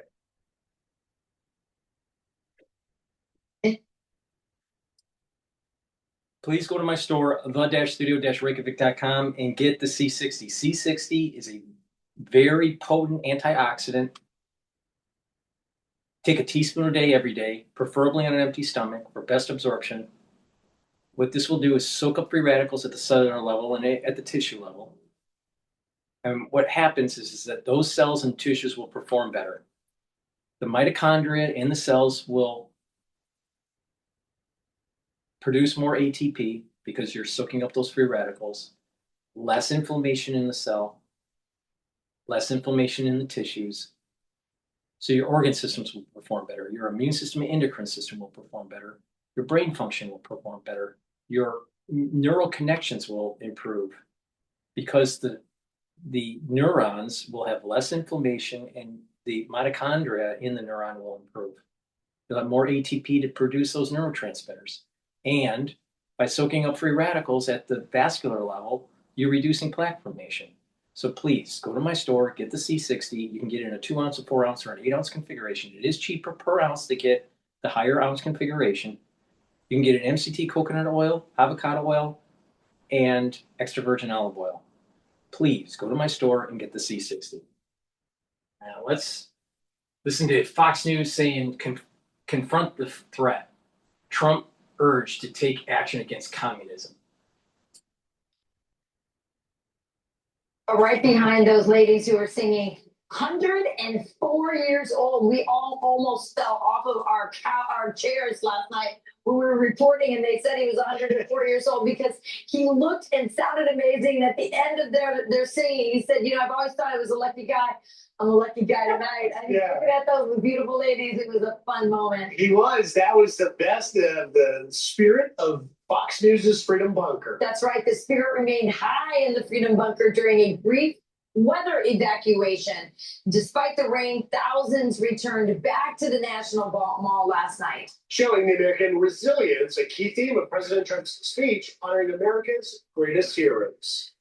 From the beginning, we were a nation that lived by the motto, victory or death, and live free or die. 1 out of every 100 Americans gave their lives in the fight for independence. He helped lead a surprise attack on 100 enemy combatants. They said he was finished. And this evening he stands to salute the only flag of its kind, the one that was draped over the casket of President Abraham Lincoln. Captain Schubring is here tonight, and he is saluting the flag that went down with the Arizona at Pearl Harbor, who was raised back up. Fox News contributor Hugh Hewitt joins us now. So great to see you this morning, Hugh. So the president had a spectacular speech at Mount Rushmore on Friday night, and then that speech last night. Give us a grade on how you think the president did bringing in America 250.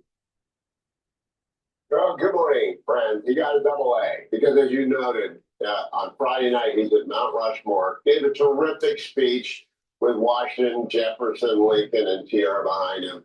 Flies back to D.C., gets a rain delay and a thunderstorm, gives another terrific speech. And I just want to salute whoever helped him and whatever came out of that speech.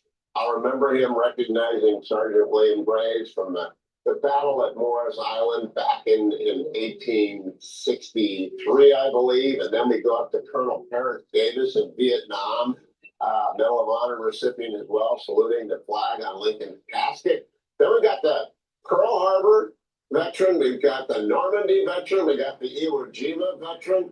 That's an extraordinary bit of craftsmanship. So the drama of Friday night and Saturday night, I just want to remark, you guys work long hours, sometimes I work long hours. I don't know how the president does that, from Mount Rushmore on Friday night to D.C. on Saturday night, rain delay, and knock it out of the park. It was a lot of fun.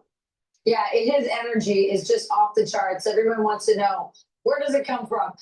You talked about these battles. The president saying we have another battle on our hands, communism, which has been totally normalized in the Democrat Party. I want you to listen to this, and then we'll get your thoughts on the other side of this clip. The entire world has been on notice that Americans will never let anyone take our freedom away. It won't happen. And all these talks from the communists, they haven't got a chance.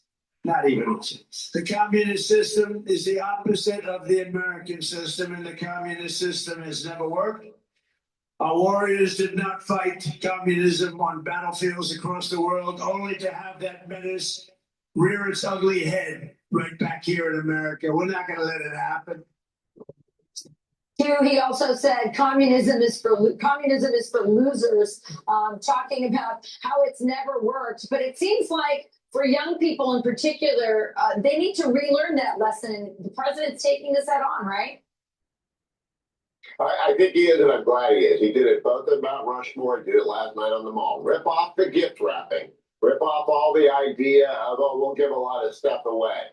Confront the fact, as he did, communism has never worked anywhere. And whether it's Mayor Mamdani or Ms. Chevalier in New York City, whether it's Ms. Kiros in Denver, or whether it's Graham Plattner or self-described communist up in Maine, rip the gift wrapping off and look at the fact that I think he said it murdered 100 million people in the last century. That's low. It's about 120 million as far as I understand it. It always fails. And he was so right, not just to celebrate the Declaration, but also the righteousness of our Constitution. I think that might be my favorite line in both speech. He saluted the righteousness of our Constitution. Well done in both cases, but I especially like, get a hold of the beautifully wrapped box, open it up, it's empty, there are only bones in there. The desiccated dry bones of failed regimes and tyrants. I think he did it again and again, both at Rushmore and on the Mall, and I welcome it because that's what November is about, what every election is about. Do we want liberty or do we want slavery? Such a great point, and for the critics of what the president did last night, it must be hard for them because how could you not support the patriotism and sacrifice? Hugh Hewitt, thank you very much. Thanks, Hugh. Thank you, Hugh. Thank you, friends. Have a great one.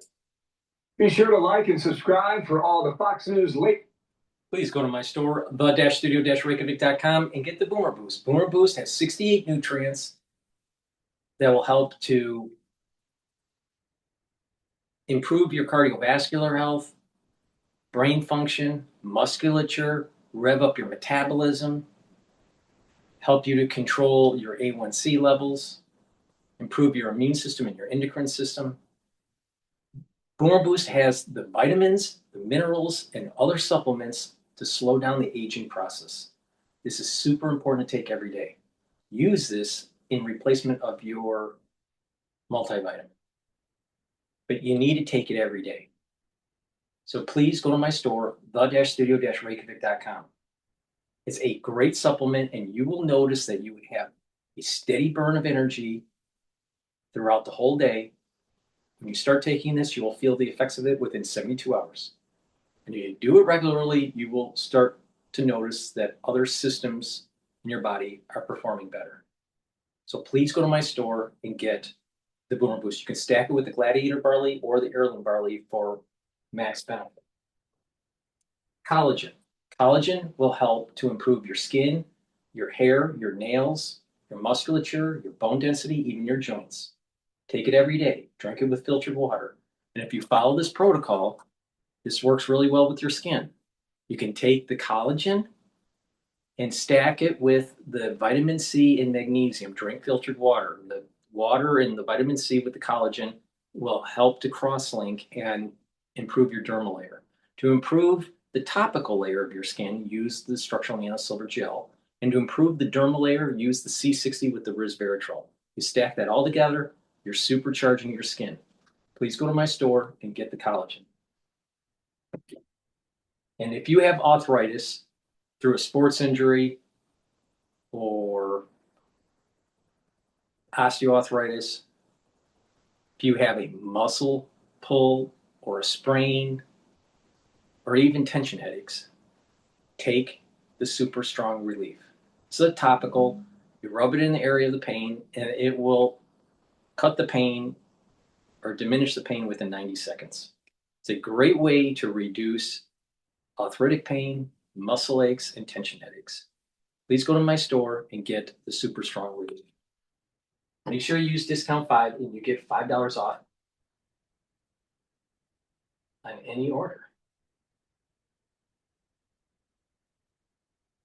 All right, let's see here. What?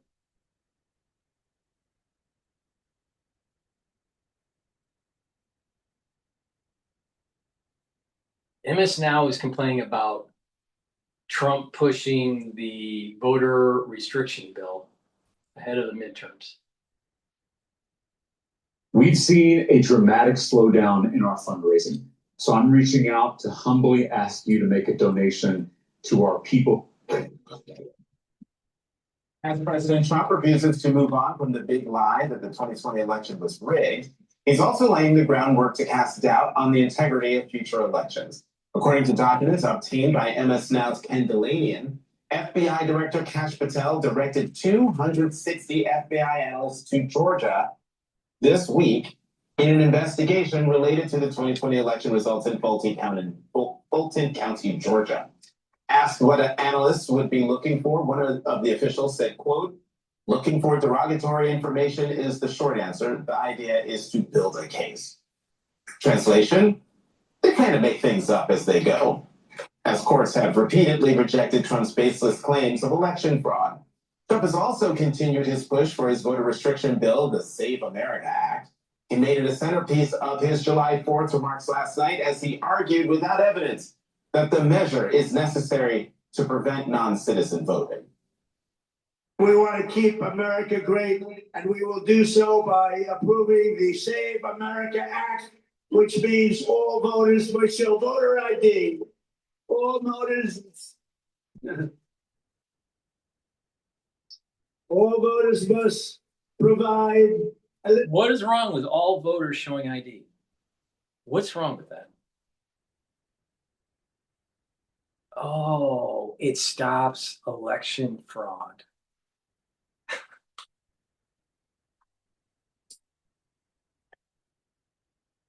They call proof of citizenship. Joining us now, Democratic Congressman Joe Morelli of New York. He's the ranking member on the House You have to Administration Committee. You have to remember, the Democratic Socialists of America, the ultra liberals, they believe in open borders, not kicking out illegal immigrants. And, well, wait a minute, let's think about this. All dwellers in the United States should be able to vote. Well, what's the point of what's the point of citizenship then?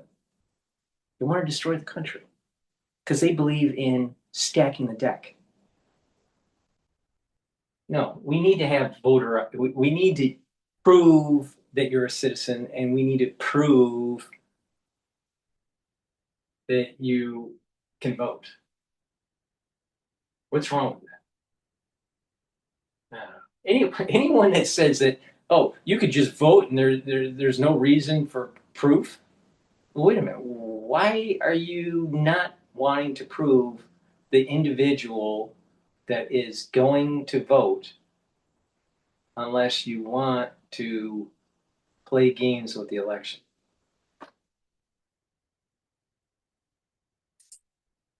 Come on.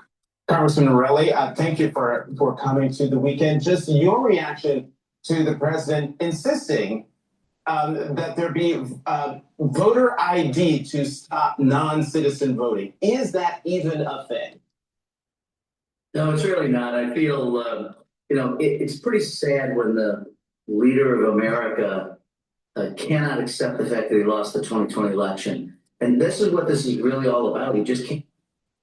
We had dead people voting. They always seem to be voting Democrat, though. We literally had dead people voting. How can that happen? How's that acceptable?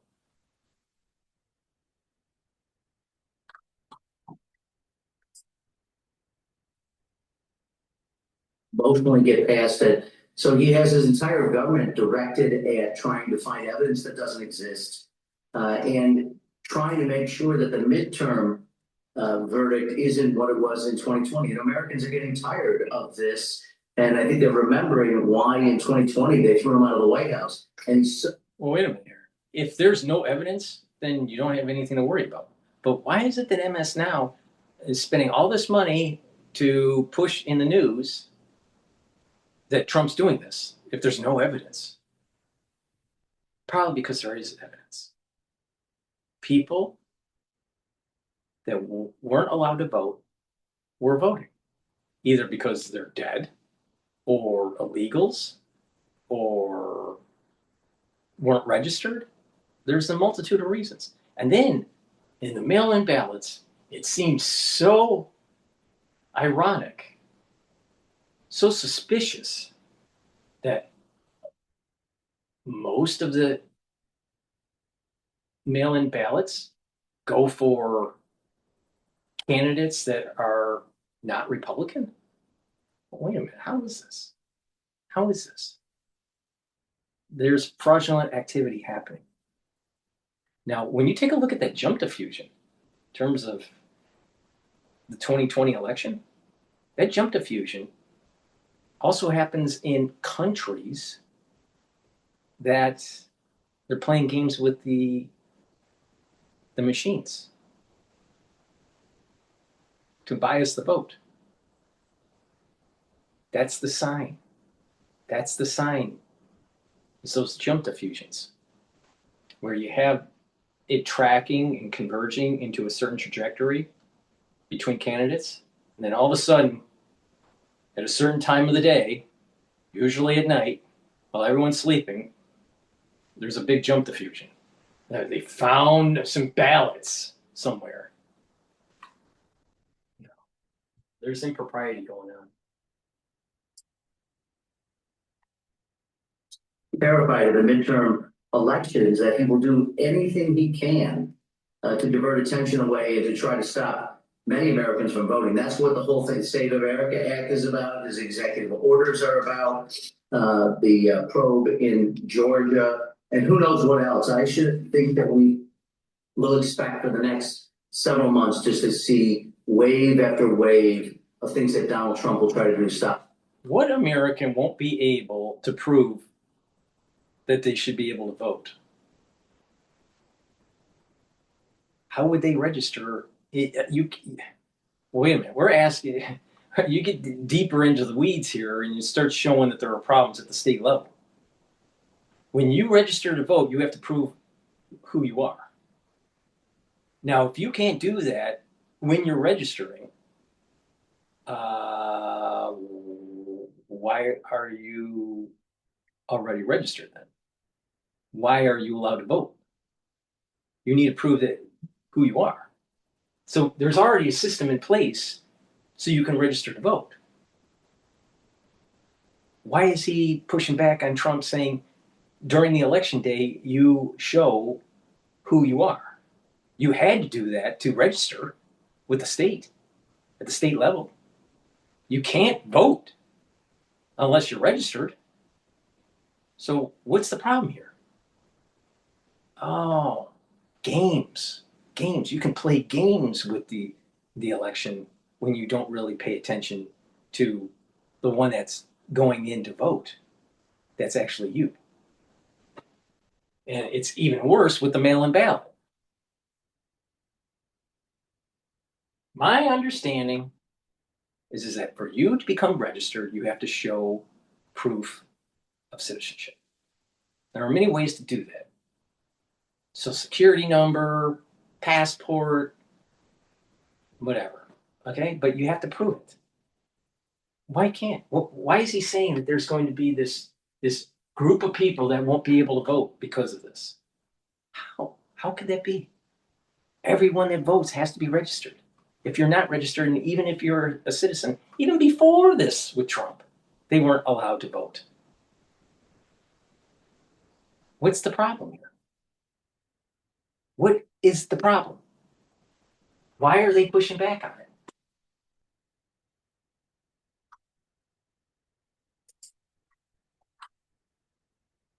Americans from voting.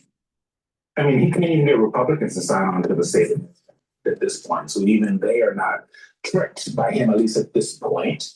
You've mentioned that he is going to do anything he can, and that is a concern that states have across the country. This is a USA Today headline from this morning.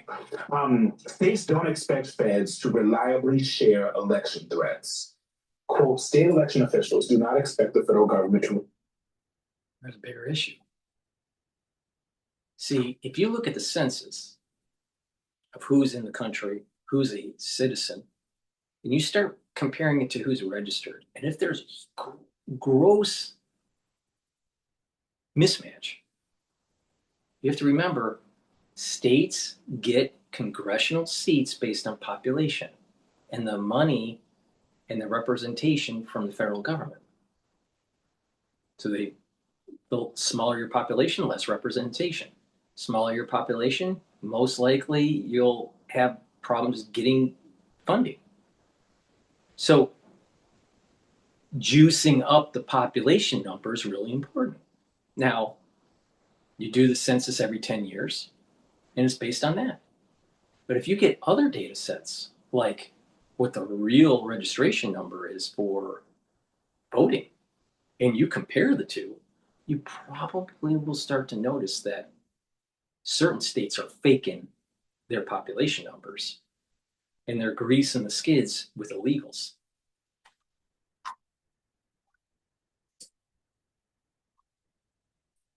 We share election threat information during the midterm elections, according to Internal National Association of Secretaries of State documents obtained exclusively by USA Today. Now, we know foreign countries dilly-dally, interfere, meddle in each other's elections. We do it as well. So when you hear this, that the secretary. And what's the sign when that happens? A jump diffusion with these machines, voting machines, which is what we saw in 2020. And you see this repeatedly in certain local elections when there seems to be this late count with mail-in ballots. Why all of a sudden? You have everyone that's voting normally converging on a certain path. One candidate is above the other, and it's converging.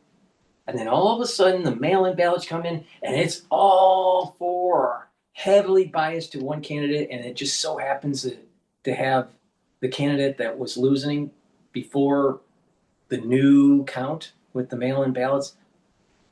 All of a sudden, they jump and win. Why is that? Yet, that's what we saw with Venezuela. Same issue. Jump diffusions with these machines are a statistical sign of impropriety.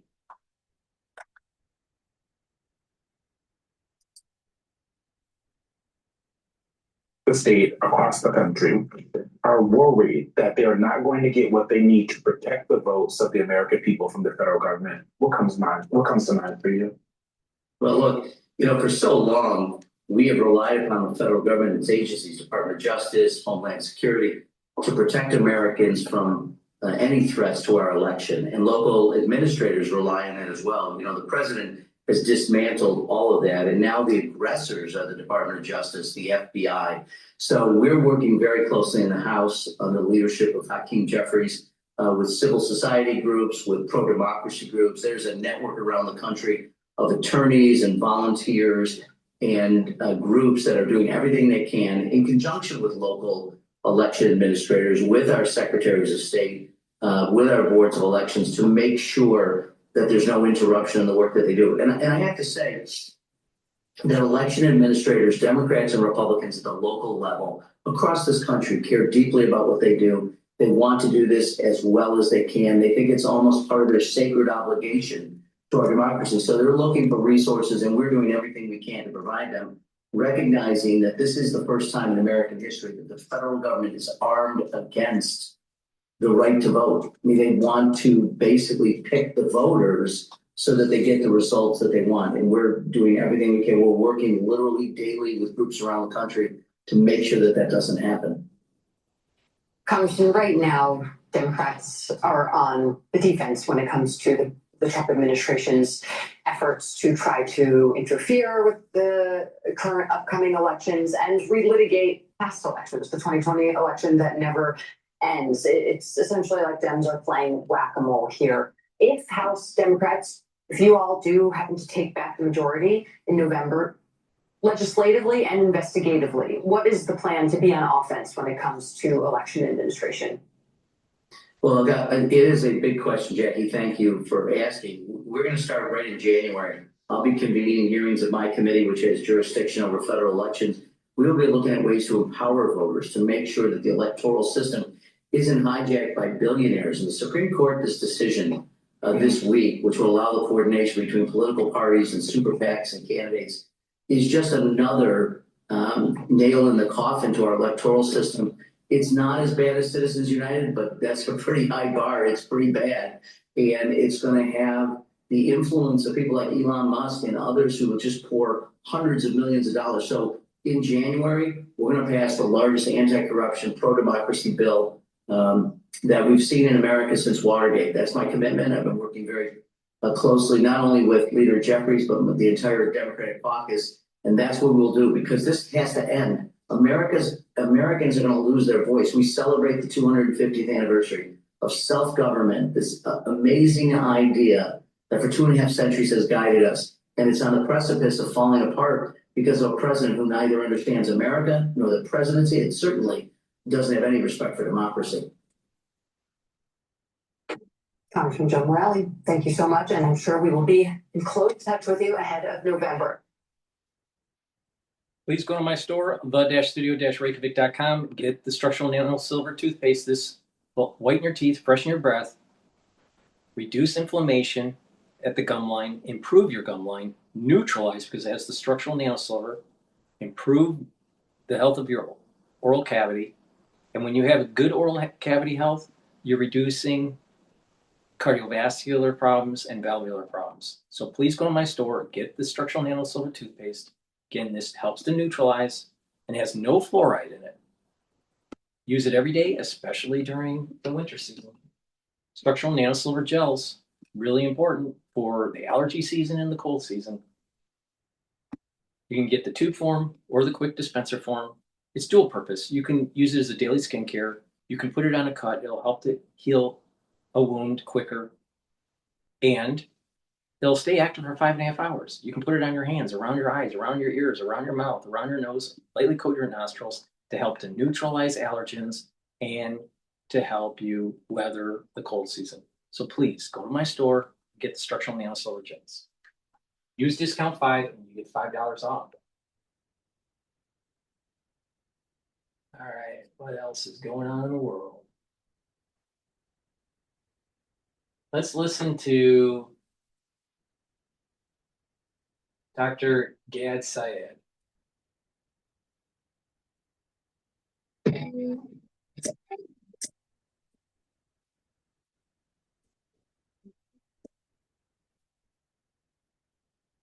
And as socialism gains traction with young voters and far left activists, Gad Saad, who happens to seem to be Elon Musk's favorite author, recently was on my podcast where he discussed why he believes communism is incompatible with human nature.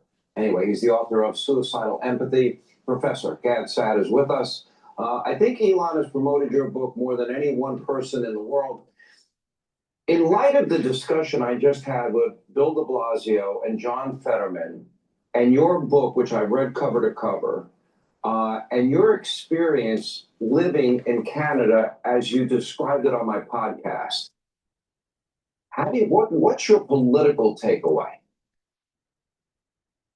Well, as we discussed on your show, Sean, there are sound bites that sound nice coming from socialism. Sharing is caring. It's unfair that some people have more money than other people. Shouldn't there be an empathetic overlord that comes along and, recalibrates income distribution?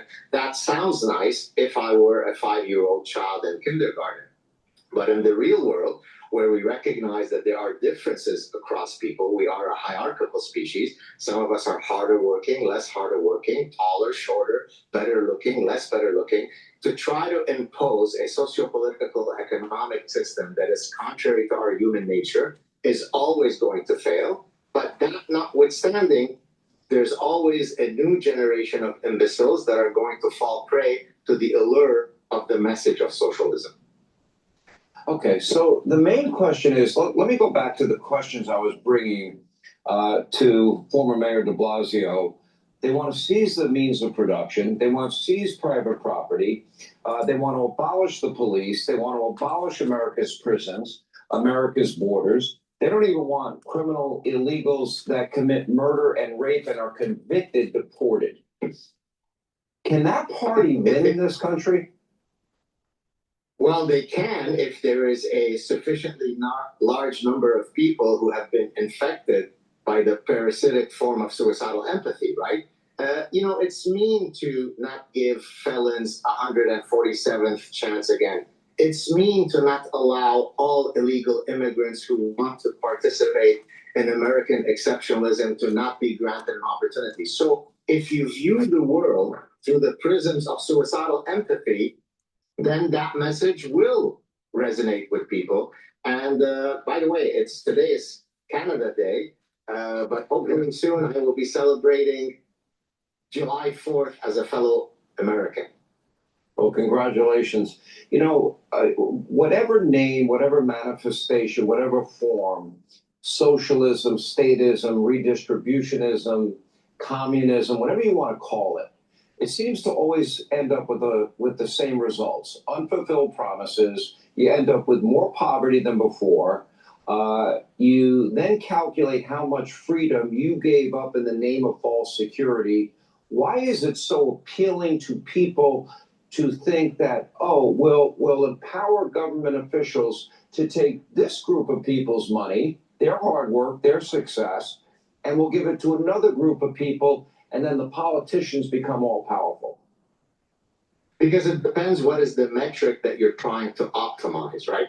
If your goal is to create equality or as close to as possible of equality of incomes, then that message resonates well. It's unfair that Elon Musk makes a lot more money than some other guy who's on food stamps. But if you recognize that the most direct way for optimal flourishing, both at the individual level and at the collective level, is through capitalism, then you will be optimizing a different metric. And so, but again, this is why it is such an alluring message, because there's always going to be an AOC and a Bernie Sanders that points to those people on top of the hill and says, it's unfair that they make so much money. Let's get them to their fair taxes, even though they pay most of the taxes. I've got to believe in my heart and soul that most Americans have enough common sense to reject this form of radicalism. We'll know a lot more in the midterm. That said, thank you, sir. Please go to my store, the-studio-reykjavik.com, and fight socialism. Get the great products that I offer, help support the channel, and help support your health and wellness. Get the Max 35, Cleanse, or Max 14. These will help to boost up your innate immune system. So you take either the Max 35, Max 14, or Cleanse, take a teaspoon a day every day, swish it in your mouth, gargle about 20 seconds, and swallow it. It will neutralize, improve your oral cavity, improve your oral pharynx, help your mucosal layer. Maintain that layer is super important, and help the health of your epithelial cells in your oral pharynx. By doing that, you're boosting up your innate immune system. I've been doing this protocol for over 6 years every day. Really important to do. So please go to my store, get the Max 35, Max 14, or Cleanse. Take it every day. Now you can stack the following as a great way to slow down the aging process. The Max 35, 14, or Cleanse to boost up that innate immune system. The probiotics to help the gut biome. C60 to soak up free radicals and bring down inflammation. Take the turmeric, ashwagandha, and lignans together to help with the cardiovascular health of your immune system and boost up your endocrine system. And Boomer Boost, rev up your cellular metabolism. You'll have a steady burn of energy. It helps with brain function, musculature, energy levels, cardiovascular health, immune system, endocrine system. You take those together every day, you're going to slow down the aging process. Now, you get all the vitamins, you get all the minerals that you need. You're soaking up free radicals, bringing down inflammation. You're targeting the aspects of aging to improve your cells and your tissues to reduce the aging methylation process. When you do that, you'll have a compound effect day after day, year after year, and you will see in the mirror, and you will feel it, and you will notice that you have more vitality and more longevity. Please go to my store, the-studio-reykjavik.com. That's the end of my broadcast. Happy 4th of July. And it's really important that Americans understand that we have a constitutional republic that is predicated on the Enlightenment. And it's about God, country, and family. And that socialism is unacceptable. Thank you for listening, and have a nice day.